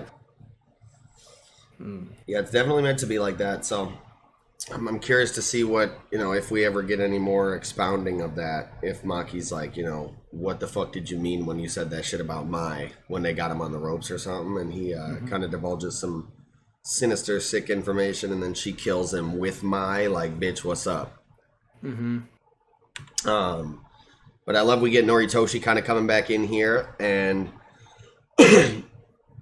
it is kind of confirmed that like his moves with his own blood are definitely more potent by Naoya here. He's like, oh, he's using his own blood, but how's he doing that? It should kill him expending that much. And then we get this cool little bit of this cool diagram kind of showing that he's constantly cycling it back through so that it just kind of keeps the circulation going, right? That is kind of nasty now that you think about it, getting all the outside, the dirt. Have you ever been like in a BioLife center, like donating plasma, and they fill you up with all those cold liquids to like help regulate your body temperature and like keep you from dehydrating and passing out? That's just like, if you feel like those fluids moving through you, sometimes it's painful, dude. Yeah. All that flow, and then like imagine him, like I can see why he's haggard and sweating on like page 5. It's like he just like sent out like this giant scything stroke of like blood, and then blood bent it back into his body. Right. And I'm just like, that is a lot of liquids, and also that would hurt like a bitch. Yeah. And I'm curious to see. Obviously, Maki says, she just needs Noritoshi to kind of hold Naoya off for about 5 minutes and she can heal her injuries. And then she has a plan that she is about to enact, which she thinks has about 8-2 chances of victory, or of succeeding. And obviously, Yeah, I'm curious to they're see what the the plan two. is. But I also think it's very interesting that we see Noritoshi this chapter clogging up Naoya's intake port like I thought he would. And Naoya specifically kind of notes it like, oh, you blew blood into my inlet. What a dirty move, So that was a cool little prediction that we had on the show, that he would try and, limit his capabilities in that sense. But obviously it didn't work as potently as we thought it would. But quick thinking on Noritoshi's part. I like to see that for sure. He's like, okay, he's taking it in through this little jet stream thing. I'm gonna just fucking blow a bunch of blood in there and see what happens. Oh, I'm waiting for it to like basically like him to do like that blood star mine field where he causes it to condense and like stay in one location, but because it's staying in one location, the turbine that's supposed to spin won't.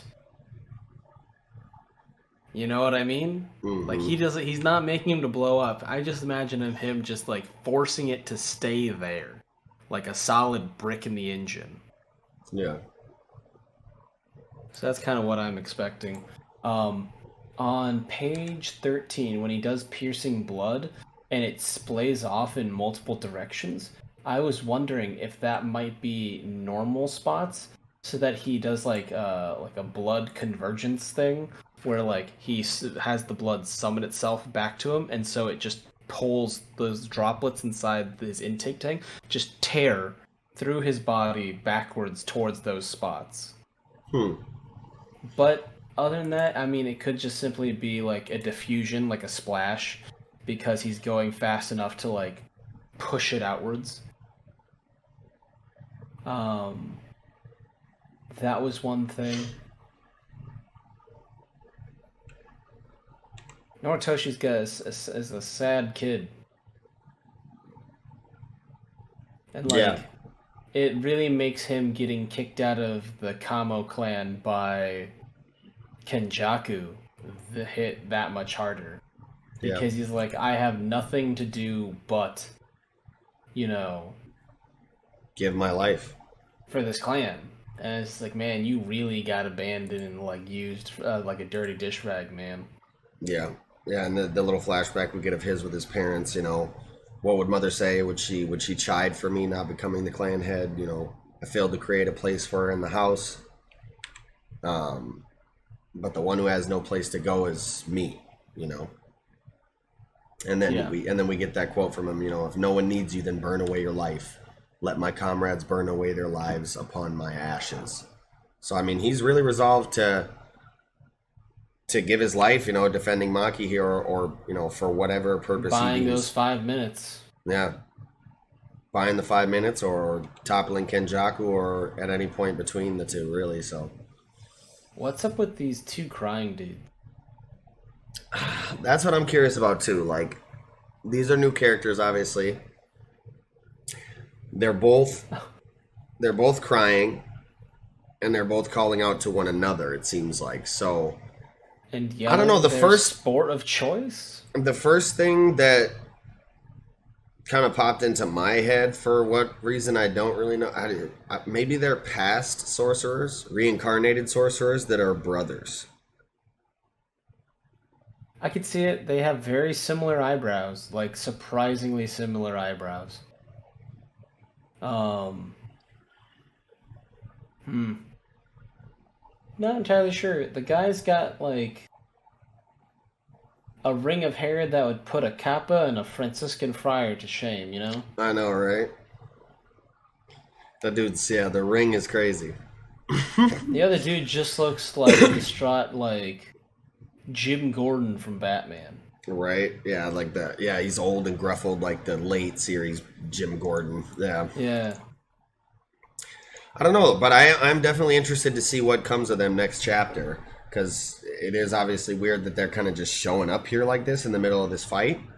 So yeah, I'm curious. I'm excited to see what they do. Like, it'll be nice. Naoya and Naritoshi are gonna be like, "What the fuck? Like, where did y'all come from? Like, what the fuck are y'all doing?"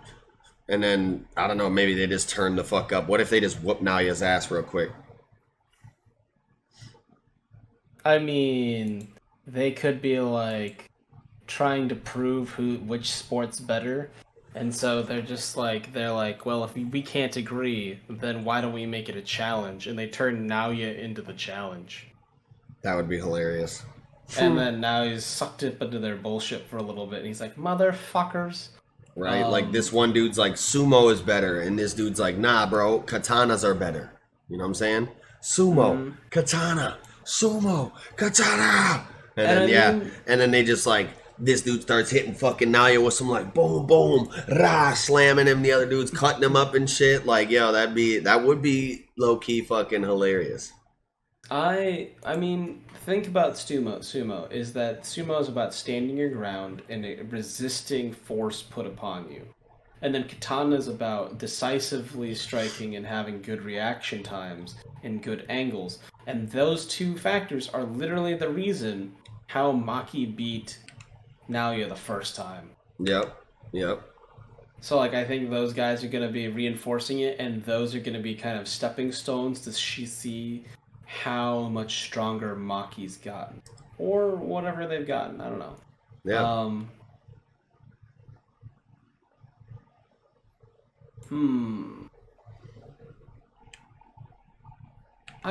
This was a good chapter. The only thing I have to say is that part of me believes that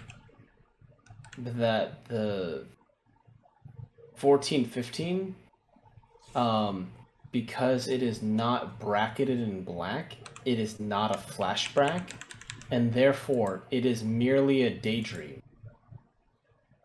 Like, it is a moment of like his life is flashing before his eyes, kind of thing, where he's like having this fantasy of like they had a new heir. What's that like? Yeah. You know? And I think that's his fantasy of what that is. And then I thought it was kind of interesting that like on the kid's beret, it's a little sun, and The fact that, like, that's his day in the sun. He's the one that lives the golden life, and Kamo is the one that's in the shadows and the branches and, like, in the background. Oh, that is Kamo in the back. Oh, fuck. Yeah, so I feel like for him, it's like a fantasy, right? He's seeing, like, imagining the life that could have been, that he wish was his, but he knows it's not. Yeah. Because it's not. There's no black brackets, It's like it's not a flashback. It's not something that is. It's something that's currently. It's him kind of standing there past. watching what his ideal life could have been. That's crazy. Mm-hmm. That's wild. Sad as fuck. Yeah. I think that's his imagined, like, what is the new air gonna be like in 5 years, basically. Yeah. I love the look that we've been getting into Kamo's character lately, man. He's been getting a lot of... on him because he got hit really hard the first time, but, like, now he's faster than hell now. Yeah, he's faster than... He's literally Mach 3. 3 times the speed of light. So, what are we talking about? Like, Kamo is definitely holding his own here. He's having a nice showing. The fact that he can even hold his own... hits like that. Yeah, when Maki got fucking bodied too, like, okay, yeah, like, he's out here, bro. And he's been getting a lot of good characterization. He doesn't have a regeneration factor. Yeah, for real. And he's been getting a lot of good character development lately. Like, hell yeah, dude. I'm here for it. I'm loving Kamo. And he's got a sick-ass new character design, bro. What the fuck? Yo. Yeah, no. I like his more, like, Hawkeye style. Yeah. Like, combat archer vibes. Yeah, for real. But yeah, I think that's about all I had for this chapter, I think. Mm-hmm. All right. This was a major one for me. Yeah, this was a good chapter, and I can't wait to see, what happens with these two next chapter, how they maybe work into the fight, and then I can't wait to see, obviously, what kind of plan Maki has in store for Naoya. And if it even ends up being necessary with these two now in play. Who knows? But yeah. They're definitely going to give the opening. Great chapter of Jujutsu Kaisen. Yeah, I wonder what the fuck they're going to do, man. But yeah. This is a great, like, Noritoshi chapter, and for me I was like, man, this hits a lot of metrics because, like, Noritoshi is like a great foil to Maki, who is, like, physically strong, has all the talents, comes from a good clan, and, like, chose to reject her clan completely, whereas, like, he was the one that was abandoned by his clan. He's been considered, a textbook standard solid character without any outstanding accomplishments or talents to his name, that kind of thing. And I was just like, you know what, that's a great contrast. Because, like, people would call Maki a genius of combat, especially now. Yep. Whereas they're like, Noritoshi's like, is he a genius of combat? I'm like, hey man, when you're fighting with a lot less going for you on your side, going toe-to-toe and lasting those rounds and not getting one shot immediately takes more skill sometimes than just someone who's, like, really leveled up, has amazing stats, and just powers through blow for blow. Yep. Hell yeah. But that's all I have for Jujutsu, though. Yeah, that's all I had as well, so that will do it. Alrighty, well, with that, I think we can go ahead and dive right into second to last chapter of the night, My Hero Academia, chapter 363, Those Who Defend, Those Who Violate. And, man, this was a fucking shiggy and all-for-one chapter, boy. Holy fuck, like... It was literally just them, like, talking despicable, just menacing shit the whole time. Just talking good shit, bro. Not the whole time. I mean, we do get some good skeptic shit here in the middle, but man, this was a villain chapter if I've ever seen one. Oh, great villain, like, heel turn reversal kind of shit. Love that. I really like that Dabi managed to, like, copy mimic the heat circulation ability. Yeah, that's... But, like, he doesn't have the cooling aspect. So, like, yeah, he's alive for now. And I'm sure he can, like, raise the heat even higher now. But, like, I don't expect Dabi to live through this. He's the kind of person that would rather die trying to kill someone than let them go away. Yeah. Like, his vendetta's too much. I think that the quirk is what's going to kill him in the end.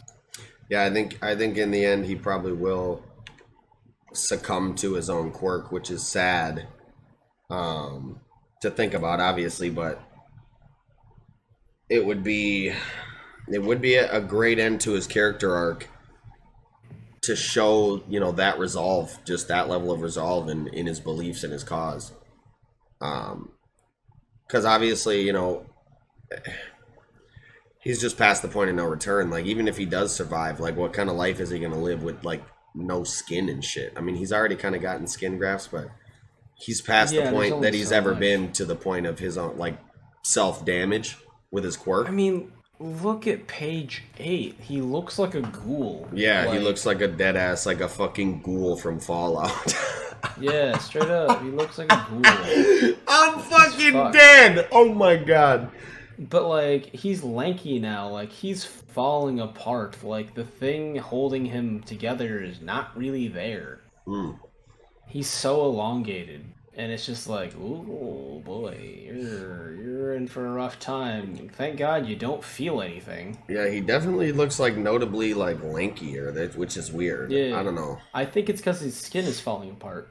Yeah, weird. Yeah, his body's like, just doing weird shit. Literally collapsing. He's disintegrating as we speak. He's a charcoal briquette on legs.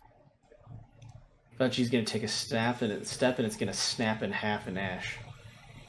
And carbonized bone. Man.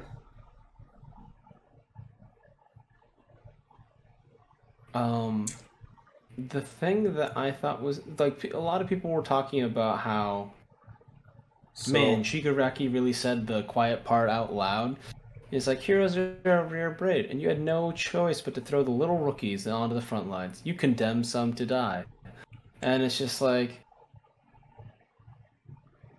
the system really was, like, the whole My Hero system was, hey, you have a quirk, you live in a society, figure it out. If your quirk doesn't make you able to, like, live viably in society, or you have been failed by the system, and you have, like, an antisocial, like, personality, and you use your quirk against others, there's not a lot of, like, rehabilitation that's, like, offered for that. I haven't seen a quirk guidance counselor, right? I've seen every other kind of teacher, and like, we are at the Hero Academy, so we mostly see, like, combat teachers, but, like, it is a school to legal enforcement, law enforcement pipeline these kids have.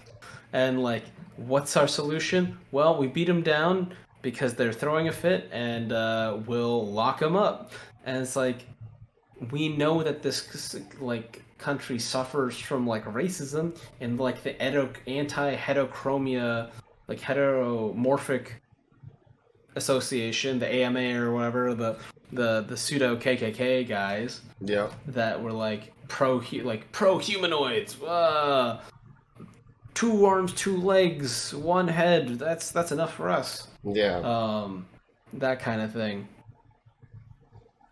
So, like, we know that there's these problems in the system, and I think that it really, like, I appreciate the series for, like, touching on that, not, like, really driving it home, but also, like, making a good point. Because, like, someone was saying, it's like, oh, it's most Shonen Jump. It's like, yeah, most Shonen Jump is a young man being saddled with a terrible destiny and having to, like, come to grips with it and fight his way to that destination and hopefully, like, learn and, like, be emotionally bolstered by their victories to, like, withstand the trials of having to go under, like, duress and to, like, move forward. But I think that's part of the tragedy of like shonen series that we like in that type of drama, right? It's like it's a tragedy that a young boy so young is saddled with a problem so big. You know, we feel bad for Link. We feel bad for, you know, all these characters, like the young boy from like Radiant, all of them. You know, we feel bad for them because they're Yeah. like, oh, you're too young to really have to deal with all of these things, but you're on the run from the military or something like that. Yeah, exactly.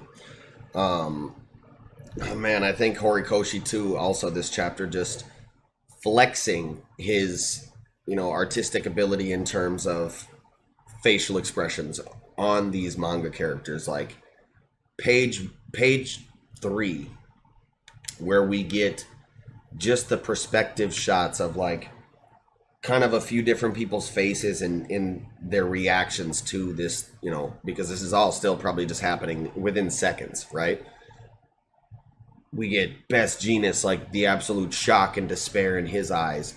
Mirio, the fierce like rage and just, complete shock there. And then for me, the one that really hits is Aizawa, when we get like his face and then that close up on just like right above Shigaraki's, right shoulder, just his eye and like the absolute, just, again, despair. Like, fuck, I cannot believe this just happened. Like Bakugo, one of his,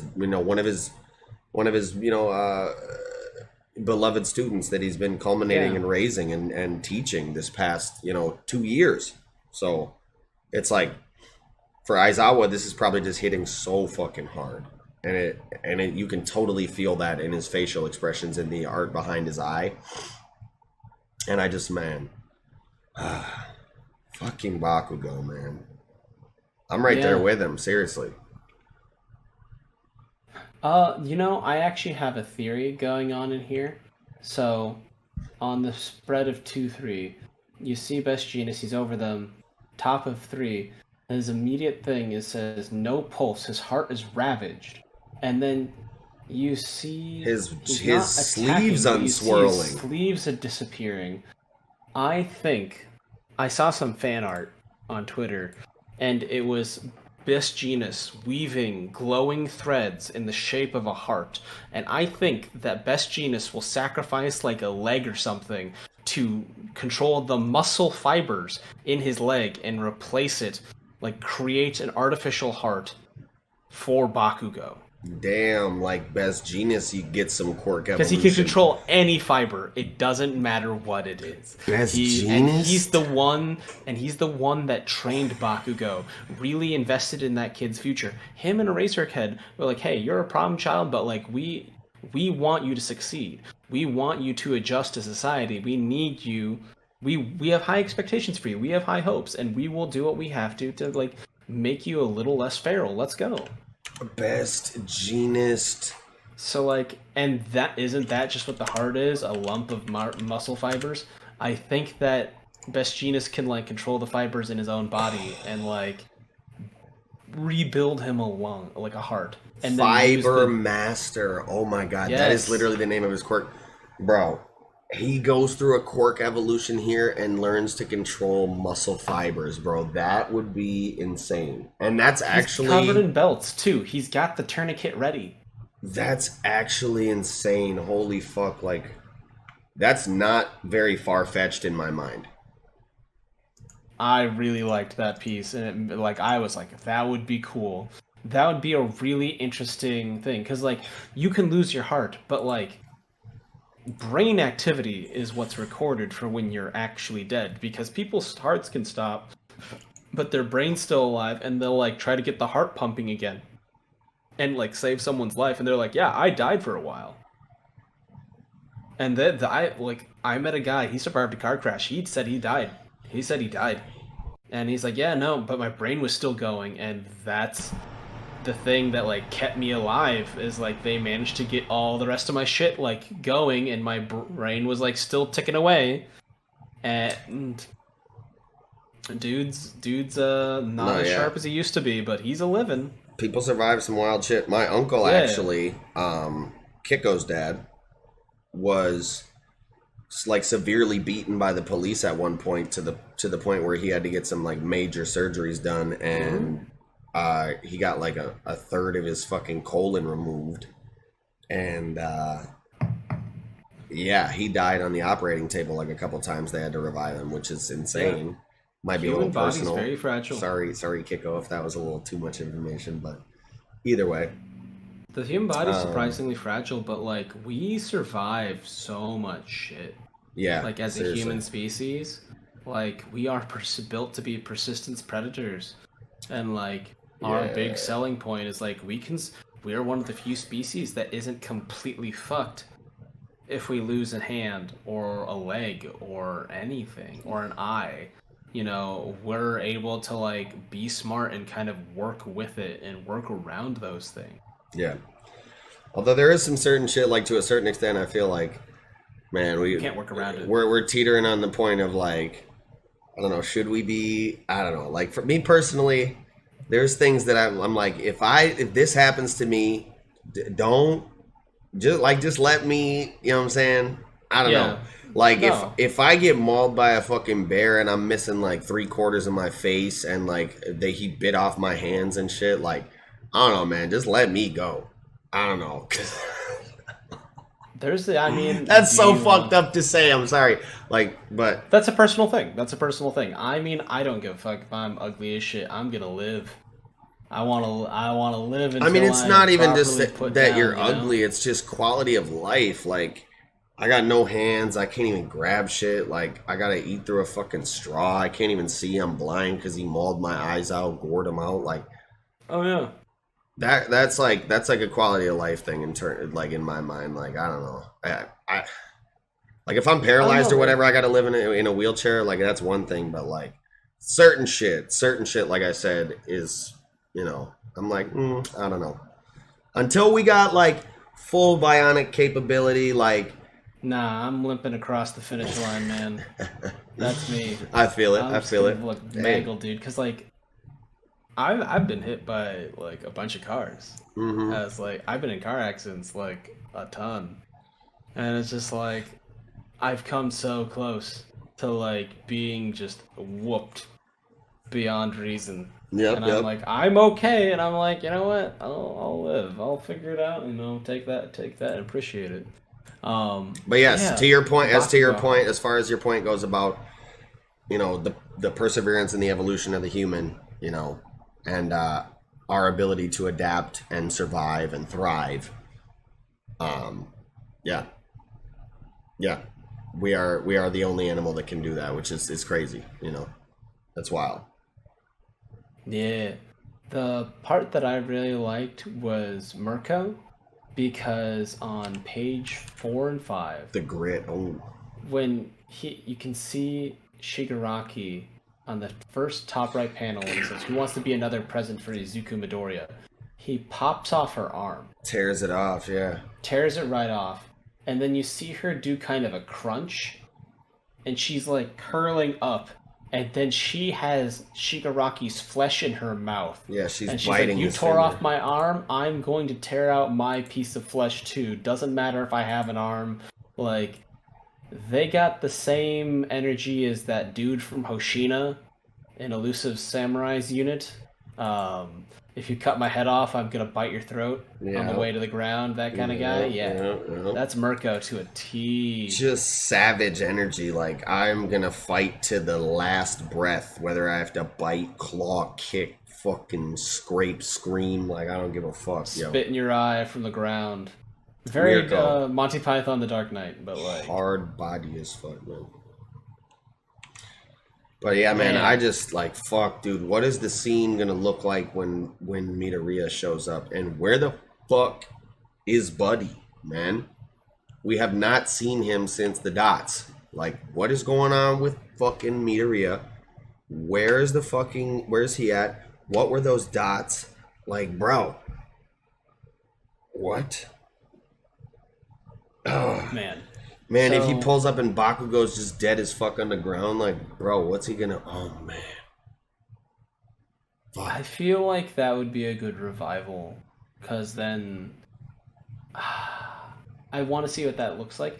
I'm wondering who's gonna be available that's gonna step up to the occasion, right? Like, cause like this is the moment where like they really need people to step up to like stop the bad guys, and so I'm thinking of like who's there that like can, and like I don't know any other hacker characters outside of Skeptic, except for one, Gentle's partner, La Brava. La Brava. They're like, I'm a master hacker. And I'm just like, and they didn't go to jail. They did go to La Brava. They didn't go to jail. Gentle Gentle took the rap. Yeah. took the rap for it. It's like, nah, they're a kid, man. Can't take that kid to jail just because they helped me. Like, they're innocent. I convinced them. I coerced them. It was all me the whole way. That's wild, yeah. Yeah. Yo, so they're out there. They're out there in the wild. La Brava could help. Like, I'm just saying, dude, like, if La Brava and Gentle come back into play, dude, I will be so fucking gassed up, bro, and I'm gonna just love it.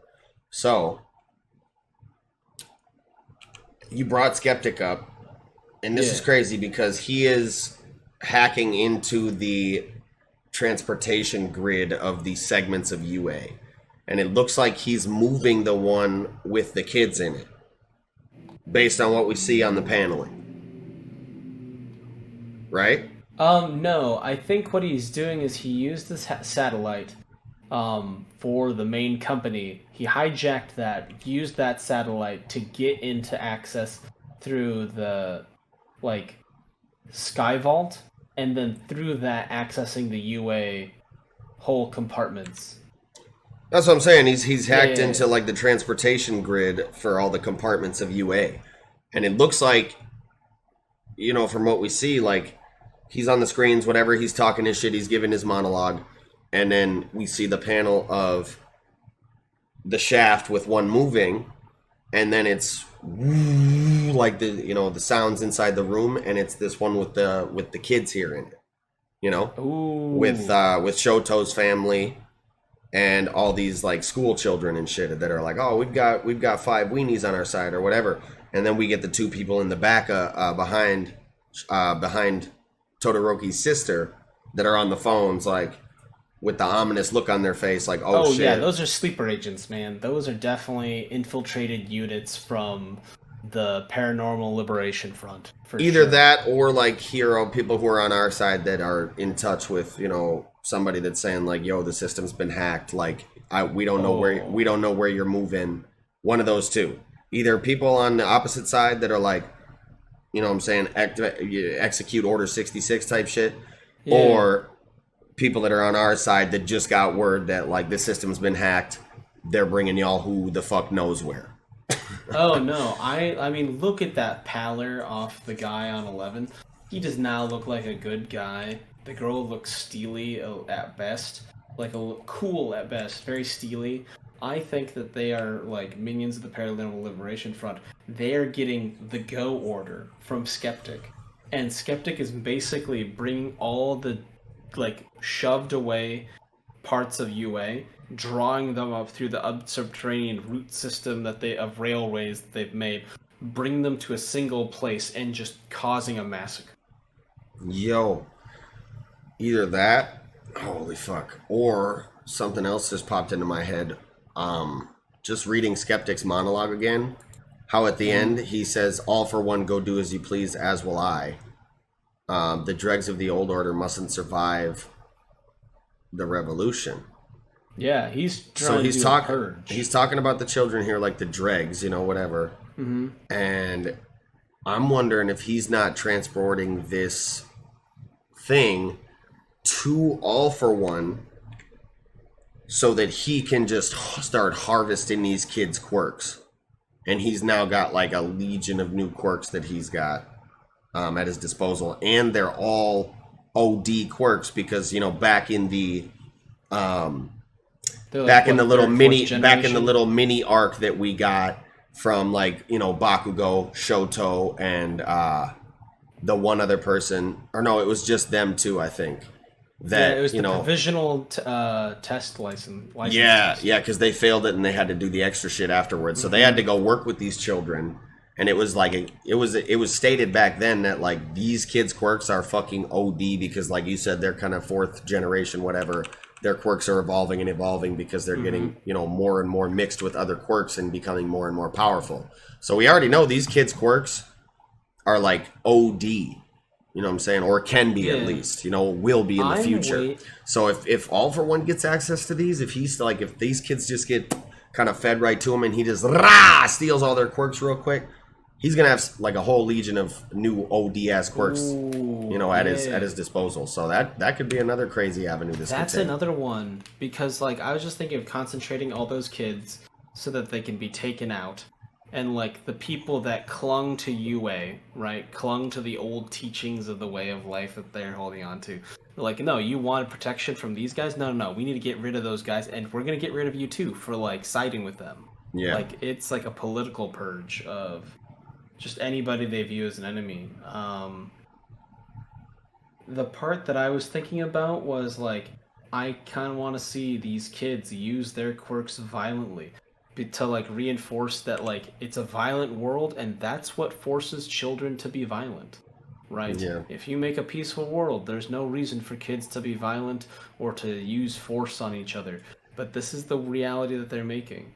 And I want to see those kids kind of fight for their lives, and they've got strong ass quirks, so like part of me believes in it. Plus we've got the Todoroki family. They may like, you know, hate their father, but I'm sure that they trained some of their quirks as well. Like, I'm sure they're not going to be completely helpless. Yeah. Go ahead. So I'm expecting them to fight for their lives. Man, that'd be horrible if One For All gets, like, all that. Yeah, I mean, that's a little questionable whether or not Horikoshi is got the yams to like show like legit kids getting yacked on panel, you know. So I'm a little less confident in the All For One stealing their quirks now. I don't think it's going to be the draining thing, but I definitely feel like those kids are going to have to defend themselves from like these moles. Yeah, if there are moles, yeah. But I'm curious to see what Skeptic's plan with him is, where he's moving him to. Because he's also talking about Redestro, but he's kind of bought into the Shigaraki thing now because Redestro has. So I don't know. It's hard to say exactly what his plan is with this shit, but man, I'm worried for these kids right now. I'm worried for Hawks and Endeavor. Yeah. Like, this is a young, fully stacked One For All. Yeah. All For One, yeah. Yeah. Super confusing. That part's always gonna trip me up. Right, yeah. Yeah, this is a fully, like, rejuvenated All For One. I mean, who knows how many quirks he has access to, if he, like, reverted back to a state where he has more, or if he still kind of has the pool that he had. And he just physically kind of rejuvenated himself. I don't know. This is a great face reveal, man. Yeah. Seriously. This is a really good face reveal. Like, that really does it for me.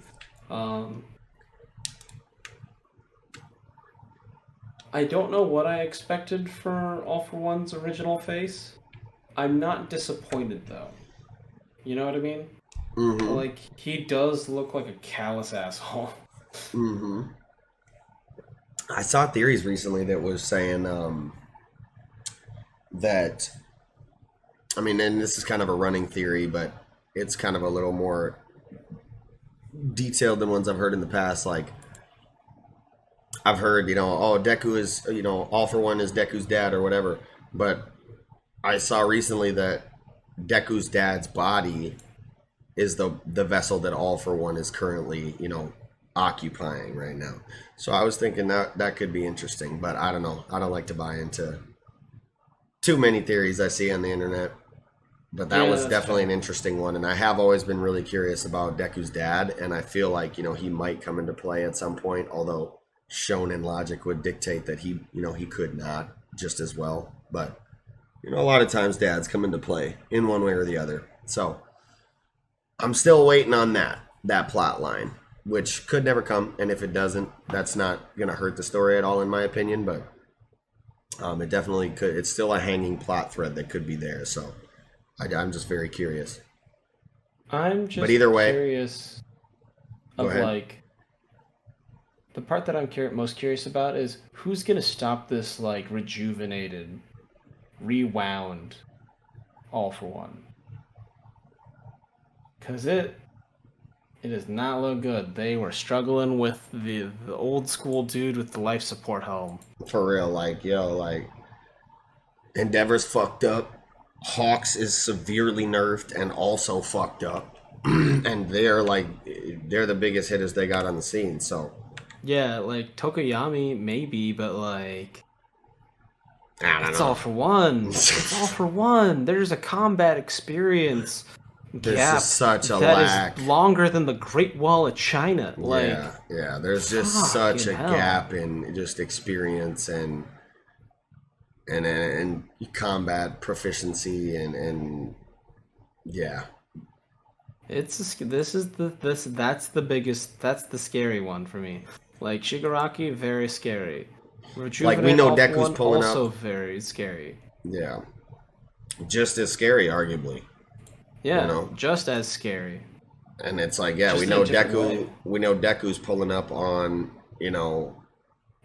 Shigaraki, and now I'm wondering. I've always kind of theorized, like, what if the dots pulling up to Deku were like more heroes, more foreign heroes that are like, okay, Star and Stripe went and like this dude killed her. Papyrus. This dude killed her. Salam. You know what I'm saying? So like he's real. Like we need to get this dude the fuck up out of here, or he's gonna take over Japan and he's gonna come for us next. You know what I'm saying? So what if it was more foreign heroes pulling up on some fuck it type shit? Deku's like, all right, some of y'all go this way, go, help out with this All for One situation. Some of y'all come with me, or like all y'all go this way, I'll go this way, whatever type of shit it is. What if that's maybe something that we get, all of a sudden some more number one, like top 5 foreign heroes pulling up on the All for One fight to be like, yo, we're here to assist. You know what I'm saying? How can we help? I think that could be an interesting out. Yeah. I think that's definitely the case because I remember like Salam, the guy who has the papyrus quirk, was just like, how can we sit back and do nothing? This is All for One. Yeah. Like, don't sit on this. And then they even said like the previous chapter, Deku was smart. He wanted to finish things right away. Mm-hmm. He went right after you right away. You guys let me cook, and that's where you fucked up. Yep. So I think that like-minded heroes are gonna show up and kind of like be that like save the day brigade, those like last minute reinforcements that they desperately need. Yep. Man, what a brutal fucking chapter. What a fucking chapter for real. Like this chapter. Daunting. Yeah, I can't wait to see All for One turn the fuck up. I can't wait to see what Deku's on when he pulls up, like his reaction to the fucking state of things. Oh, man. Are there more heroes that pulled up from other countries? There has to be. Otherwise, like, I don't see a way Endeavor and Hawks win this fight at all. I don't know. I mean, the only thing that I can think of is that like Todoroki and Ingenium can both like I can imagine our buddy picking up Shoto and just hauling ass, and then Shoto like using his cold side to like spray off, create ice in the area, and then let like Dabi's heat melt it to like minimize the amount of damage they can do. For like far-reaching spray. But that's all I can think of off the top of my head, to be honest. I want to see more combo maneuvers. Like the plasma cannon, super cool. Loved that. Was it effective? It is a strange beast they're firing at. They're not entirely sure what the damage resistances are baked into that bad boy. Yeah. That's all I have, though. Yeah, I think that's about all I have for My Hero tonight as well.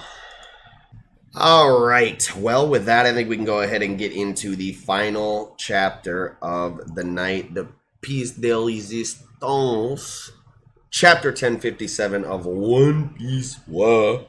The end. And as a lot of people thought, we get in the cover story this week, Caesar kind of gas attacking Katakuri and Oven to help the Germa, get away so that, he can find a way out of the Whole Cake Island situation as well. So we're going to get Germa and Caesar teaming up. A little Judge and Caesar action, which will be kind of fun to see, even though we probably won't get much dialogue through the cover story, but it'll be fun to see kind of their dynamic through the art, at least if it does go much longer. Because we know that they have a past and that Caesar isn't a fan of Judge. So yeah, that'll be interesting to see. Always cool, the developments of the cover story. Yeah, they're fun. Caesar was a pretty solid bad guy. I liked him. Yeah.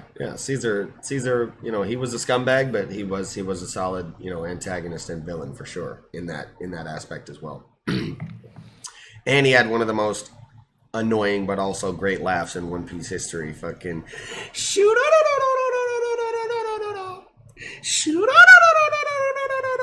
Yeah, that shit annoying as fuck. It's right up there with Moria's laugh. I think those are probably top two most annoying. Is Caesar's and Moria's. Can you think of any other ones up there? The early season, Lieutenant Nizumi, he had a laugh that went. Oh yeah. And that was stuck as like a little brain bite in my head for years. I was like, why? Why is this happening to me? Wapple was pretty annoying.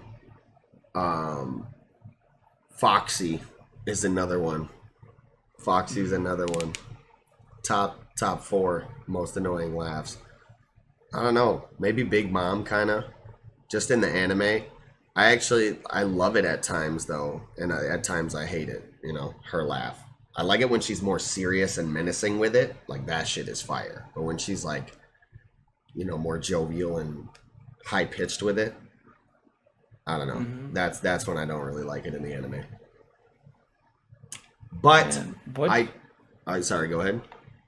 Oh, I was thinking about what you thought about the intro and like how like the Kabuki show kind of like glosses over like the real like momentous personal moments that drove these characters and like bookends kind of the story, right? Like it begins like, hey, we're gonna do a Kabuki thing, and they do like a little song about blowing over Yon Onigashima, and then it has the end where like they talk about like Princess Hiyori saying the ending the Kurozumi bloodline to be free and stuff, and that like kind of glosses over like the parts that like really helped form Momo and helped like reinforce his spine when he was like going to be dead dropped by Kaido off the top of the building.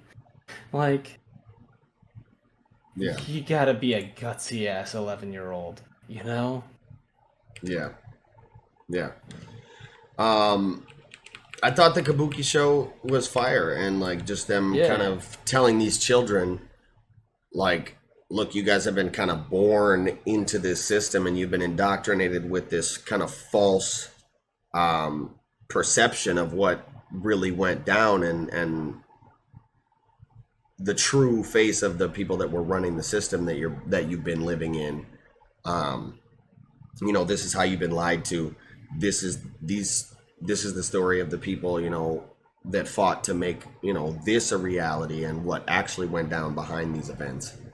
And just telling them like, now you no longer have to live this impoverished life of, slavery and hard fucking labor anymore, and you can eat and live however you want, as much as you want.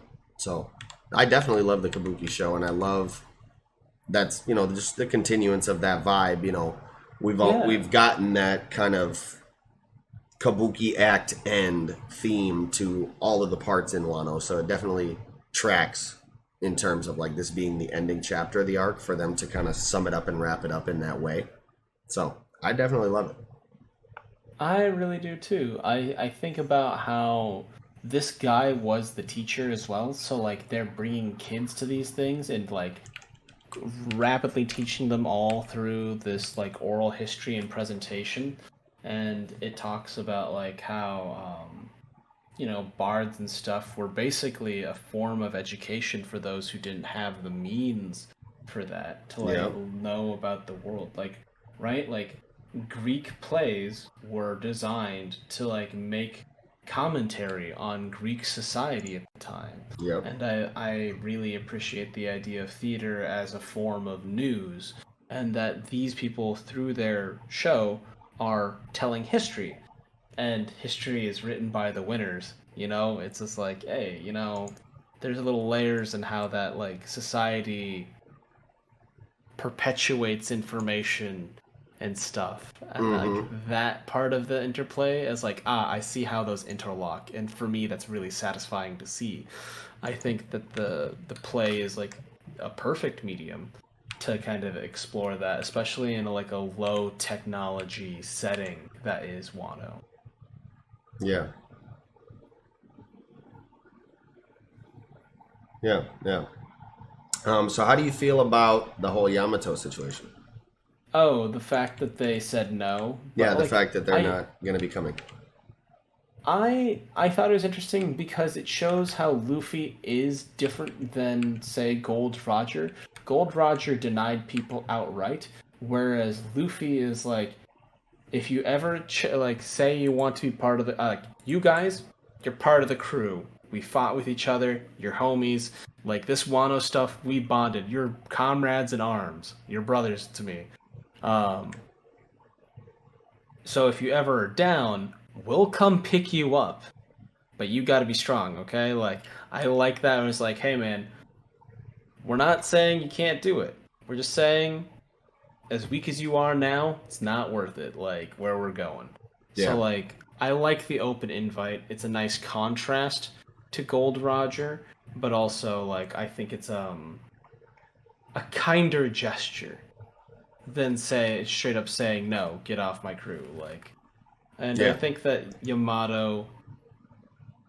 It makes sense that Yamato didn't go immediately and is there to like watch over Momo and like Wano in general because their Zoan fruit, the anthro fruit that like turns them into an animal, was the like great white wolf Okami, which is like a guardian deity spirit for Japan. So like it's very fitting with like their abilities. Yeah. It kind of like fits that thing, and I'm like, I see it. Yeah. Plus, they freeze things, and there's portions of Wano that are underwater. So part of me is wondering if they would freeze the water and then slowly chisel their way through it to new things that they want to rediscover in the old Wano as an option. Yeah, possibly. Yeah. I don't know. There's options there, but I don't feel bad about it. I like the open invite because of the parallel with Gold Roger. Yep. Um, I love, the moment that we get between Momo and Luffy. We get Momo obviously pissed off, rushing to Luffy's location, thinking back, to the events of his childhood, his interactions with Kaido, him meeting Luffy, their journey together, their promises together, their resolve to take down Kaido together, and their friendship, and wondering why he would leave without saying shit. And you think about just the time. I saw like a post on Twitter or something, or Facebook or something, that put it in perspective. Kinemon and Momo have been integral characters to the plot of the story for the last 10 years. We have literally been with them for a decade. You know what I'm saying? So it definitely wouldn't have made sense for them to leave without having this interaction, but it is also totally on beat for Luffy's character to just have known You know, like, or just be laid back. You know, he's the type of person who lives freely. Like, he's just gonna do him, and he's like, "Well, you're here now, aren't you? And we're talking now, aren't we?" And then Yeah. reinforces that to Momo, like, as Momo breaks down to him, you know, he's like, "Please don't leave. You know, I'm gonna miss you so much. I don't know what I'm gonna do without you. You've been, you know, we've been together for, I mean, in the story's time, you know, a couple months probably, something like that. But for us, 10 years. And Momo's been like a little brother to Luffy, as he said. Luffy's been like an older brother to him. So definitely felt super good when he handed him the flag and said, you know what? Fly this over Wano. Anyone who pulls up will know if they're fucking with you, they're fucking with me. You know what I'm saying? And I'm a Yonko now. I'm an Emperor of the Sea. I'm out here. I got stripes. And I will ride for you because you're one of the gang. And like you said, telling them, if you ever want to be pirates, just give me a call. I'll fucking come back and pick y'all up. Just definitely feels like a nice little bow on top of the Wano, the Kinemon, the Momo plot line. And I can't wait for them to come back into play in the story later because, you know, Wano definitely will. In terms of just Pluton being there, it's linked heavily to the Void Century. Wano and Momo and Yamato are definitely going to come back into play later on down the line. So I can't wait for them to, man. And I can't wait to see the growth that Momo has gone through when we see that. If he has a hybrid form by then, that would be fucking dope. And I mean... Go ahead. So the big thing that I was interested in is the fact that he was given the flag. And that shows protection. Like... Yep. They kind of like said it really casually, but politically, that is a huge statement. Yeah, that is a massive fucking statement. Wano is part of Luffy's territory. Flying a pirate flag in face of the Navy, in face of the world government, and like saying like we are a viable, self-sustaining country that housed a Yonko. It is now protected by a Yonko, and like. Come at us if you really want to. Yeah. And, like, that's a huge political statement. Like, this is like, wow, you have a country flying your flag. Luffy, this is the big time. Like, yeah, Warlord of the Sea, that's also a big time. But, like, having a country fly your flag is huge. Like, that'd be like Alabasta flying his flag instead of their own. That would be nutty. Which at this point, who knows? They could be, but... They don't know because the succession of Alabasta is so up in the air. It's just like... Because, like, then other countries can look at Wano and be like, hey, remember that guy? That guy really came through for us. That guy really came through for us. Like, Dressrosa? Like... Yeah. Luffy has now... destroyed Dressrosa. Yep. Luffy, while it was kind of covered up and said it... Actually, no, Fujitora made sure that it was known Luffy did it. At that time. Yeah. So now Luffy has officially stolen the territory of two Yonko and also taken part in the downfall of those two Yonko. He stole Fishman Island from Big Mom, picked a fight with her, and he fucking walked into Wano, took down Kaido, and stole his fucking territory. So yeah, no, that's definitely a huge statement. And a huge cementing factor in why they chose him to be the next Yonko. Because he's got stripes, territory, fucking a fleet. And he's also, by proxy, stolen territory from Shanks at this point. Through Bartolomeo. Because Bartolomeo walked into Shanks' territory, burned his fucking flag, and put a straw hat flag up like, what the fuck is good? So that's insane. Like, people will perceive that and be like, this guy's popping off in the span of a year. For real. This guy has popped off in the span of a year. This guy is going on a crusade of conquest. And, like, Boa Hancock will ride or die for him. Like, I'm waiting for Momo to mature a little bit and be on, like, a Japanese, like, junk-style ship and, like, be in dragon form above the ship, controlling the storm and generating wind to push the like ship underneath him as they fly along. Like, and then like it's crewed up with like scabbards and all these other people that have like been like told all these stories about the Ayakashi Nine and like the Luffy's crew, the Straw Hat Pirates, and being like, yeah, you know what, fuck yeah, those guys are the best. We're gonna ride for them, you know, like I want to see that happen. Yeah, you think about this from the perspective of like the civilian or even like the Navy. Like, here's this kid who fucking came onto such a grand stage as the Summit War, like the War of the Best. Everybody, like Whitebeard's fighting the government to stop the execution of the fucking son of the Pirate King. All these grand players on this stage. This kid fucking just explodes onto there, makes huge waves, fucking disappears for 2 years. Comes back and, like you said, in less than a year has fucking stormed into the New World, stolen the territory of a fucking Yonko, stopped like literally the plots and schemes of another one in terms of like the Smile and the Sad and shit, walked into a Yonko's territory, taken down 2 of their commanders, stole their fucking poneglyph, walked into the territory of another Yonko, took them down along with the fucking other one, you know, obviously with help. But, and then stole their territory as well. Like, Luffy is going crazy, bro. He is literally making massive waves in the world. And, like, from the outside looking in, it's got to just be like, holy fuck. You know what I'm saying? From, like, an outside, like, in-story outside perspective where this has all happened. You know, we've seen it obviously over a decade. You know, but this has all happened in, like, fucking 6 months or some shit like that in the story. Yeah. And you're like, what the fuck is going on with this fucking dude? Holy shit, like, he's out here. He's a menace. This guy broke out of a maximum security prison and immediately after a year took over. They're just like, what the hell happened in that prison? He just did push-ups the entire time and just came out swinging. Yeah, like this worst generation is literally like altering shit on a scale that has been unseen for the last fucking 25 years, bro. Become ungovernable. Yes, Luffy, do it. So yeah, bro. Awesome. It's just so crazy to see like these types of waves finally being made by these characters that we've known for so long. Man, it's just crazy.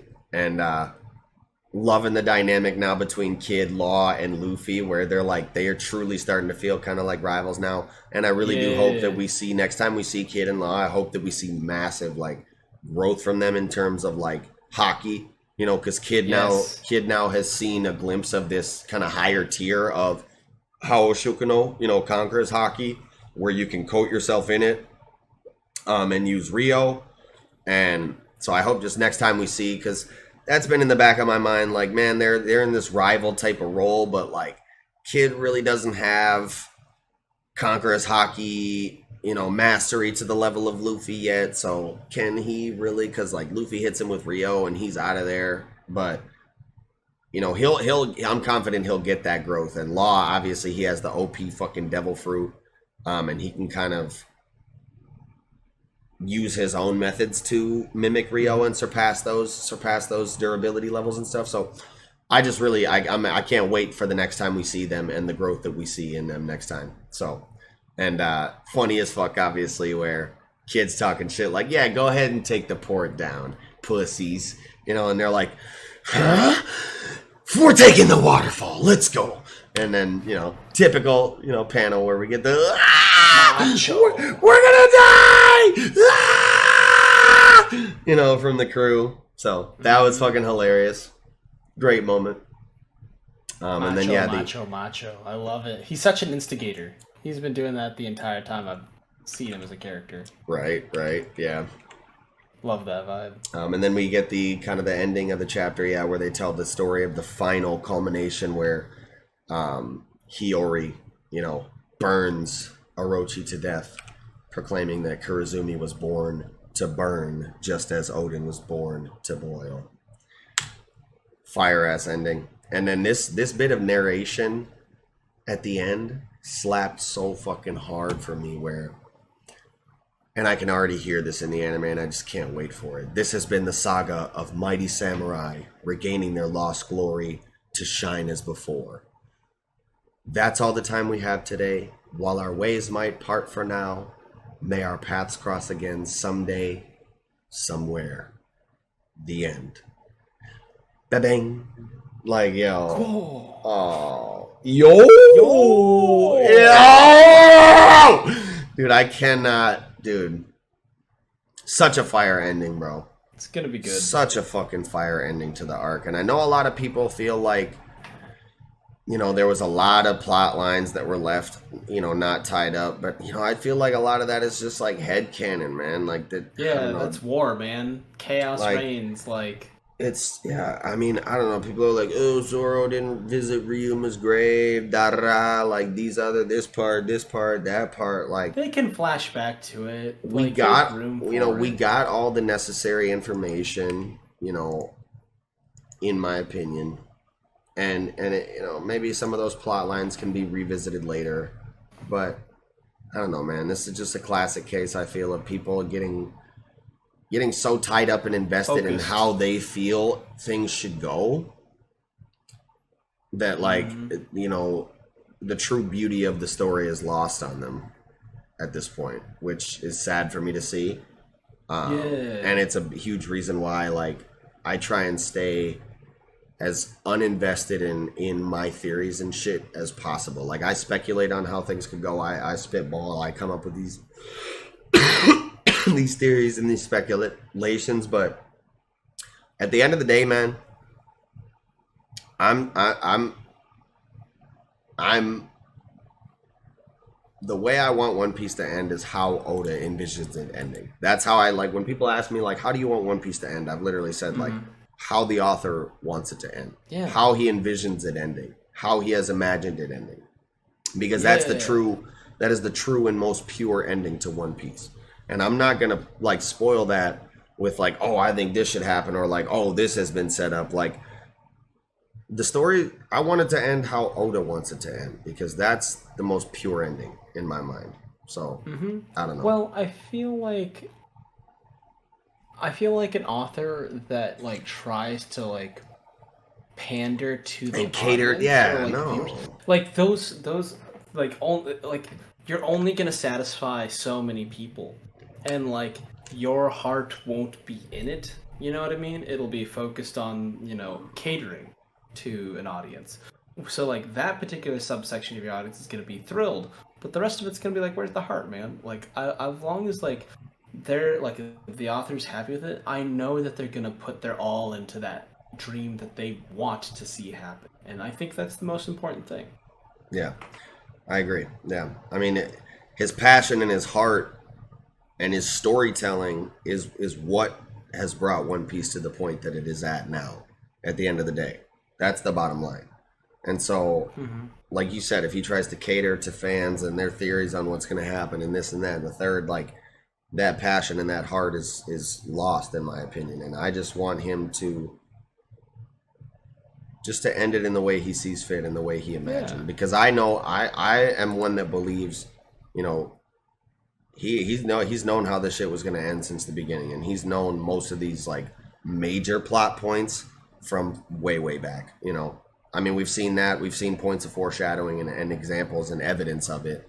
You know, like, you think back to the biggest example is the color cover spread from chapter, like, 310 that literally shows Momo's giant pink dragon form, Luffy and everybody in, like, classic Wano. Come on, like, Luffy is literally in his Wano armor that he wore at the beginning of the arc. The Kozuki clan crest is on his leg. Like, all that shit, you know, he's had these major plot points cooked for, you know, ready to go for a long time. And so I don't want him to spoil the ending of One Piece in any way, shape, or form. You know, I want it to be as pure as possible. So that you know, it got a little tangential there, but that's why I, like, do not get invested in my theories or anybody else's theories, no matter how good or credible they seem.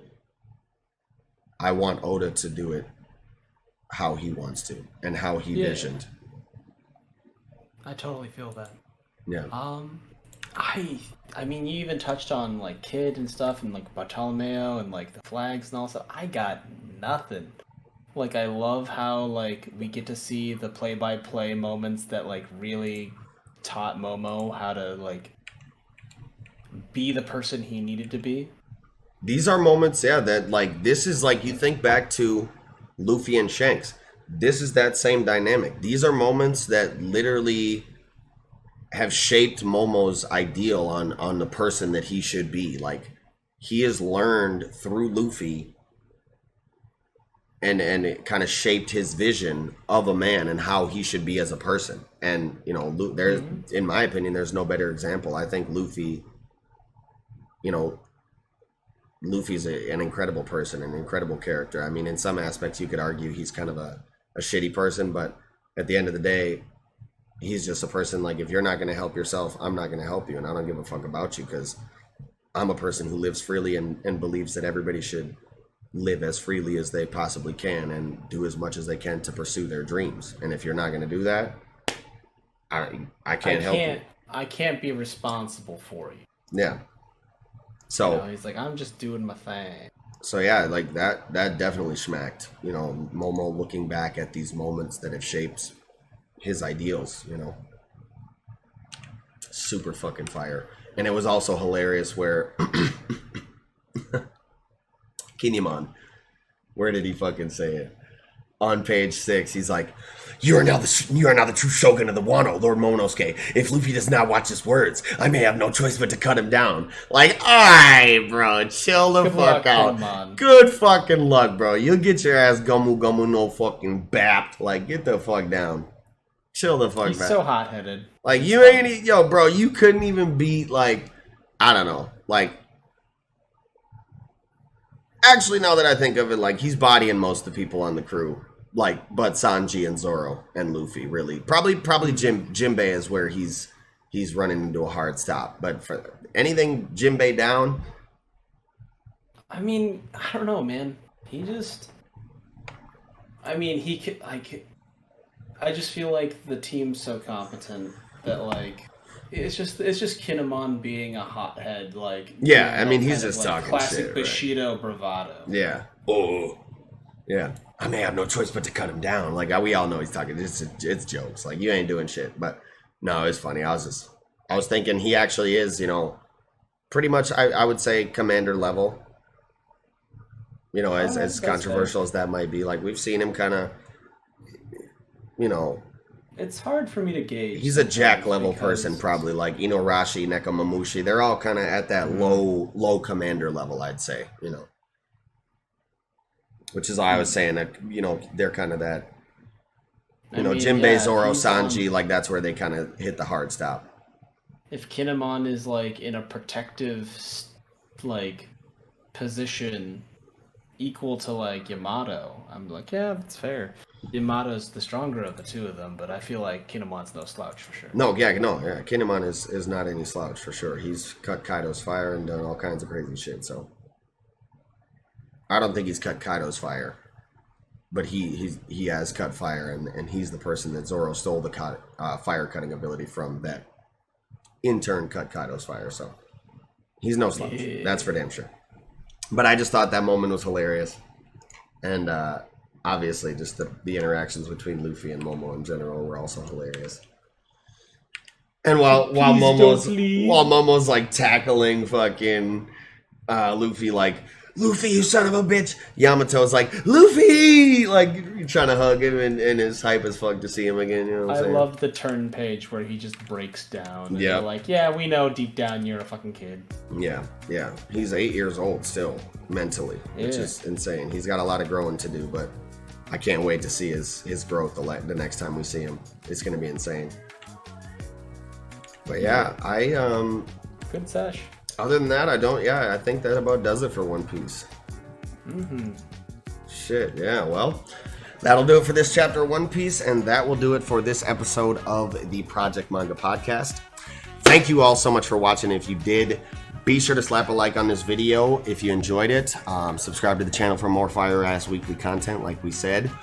Take a look in that description box, like we said before. Down there you can find links to any and all of our individual social media accounts like Twitter, online communities like Discord, audio listening platforms to consume the podcast on, as well as the link to our Patreon if you would, if you wish to support what we do even more than you do already by just watching. So with that being said, this will be another stupendous episode of the Project Manga Podcast wrapping up. I'm your host, Eagle. And I'm Melo Yenis. Peace!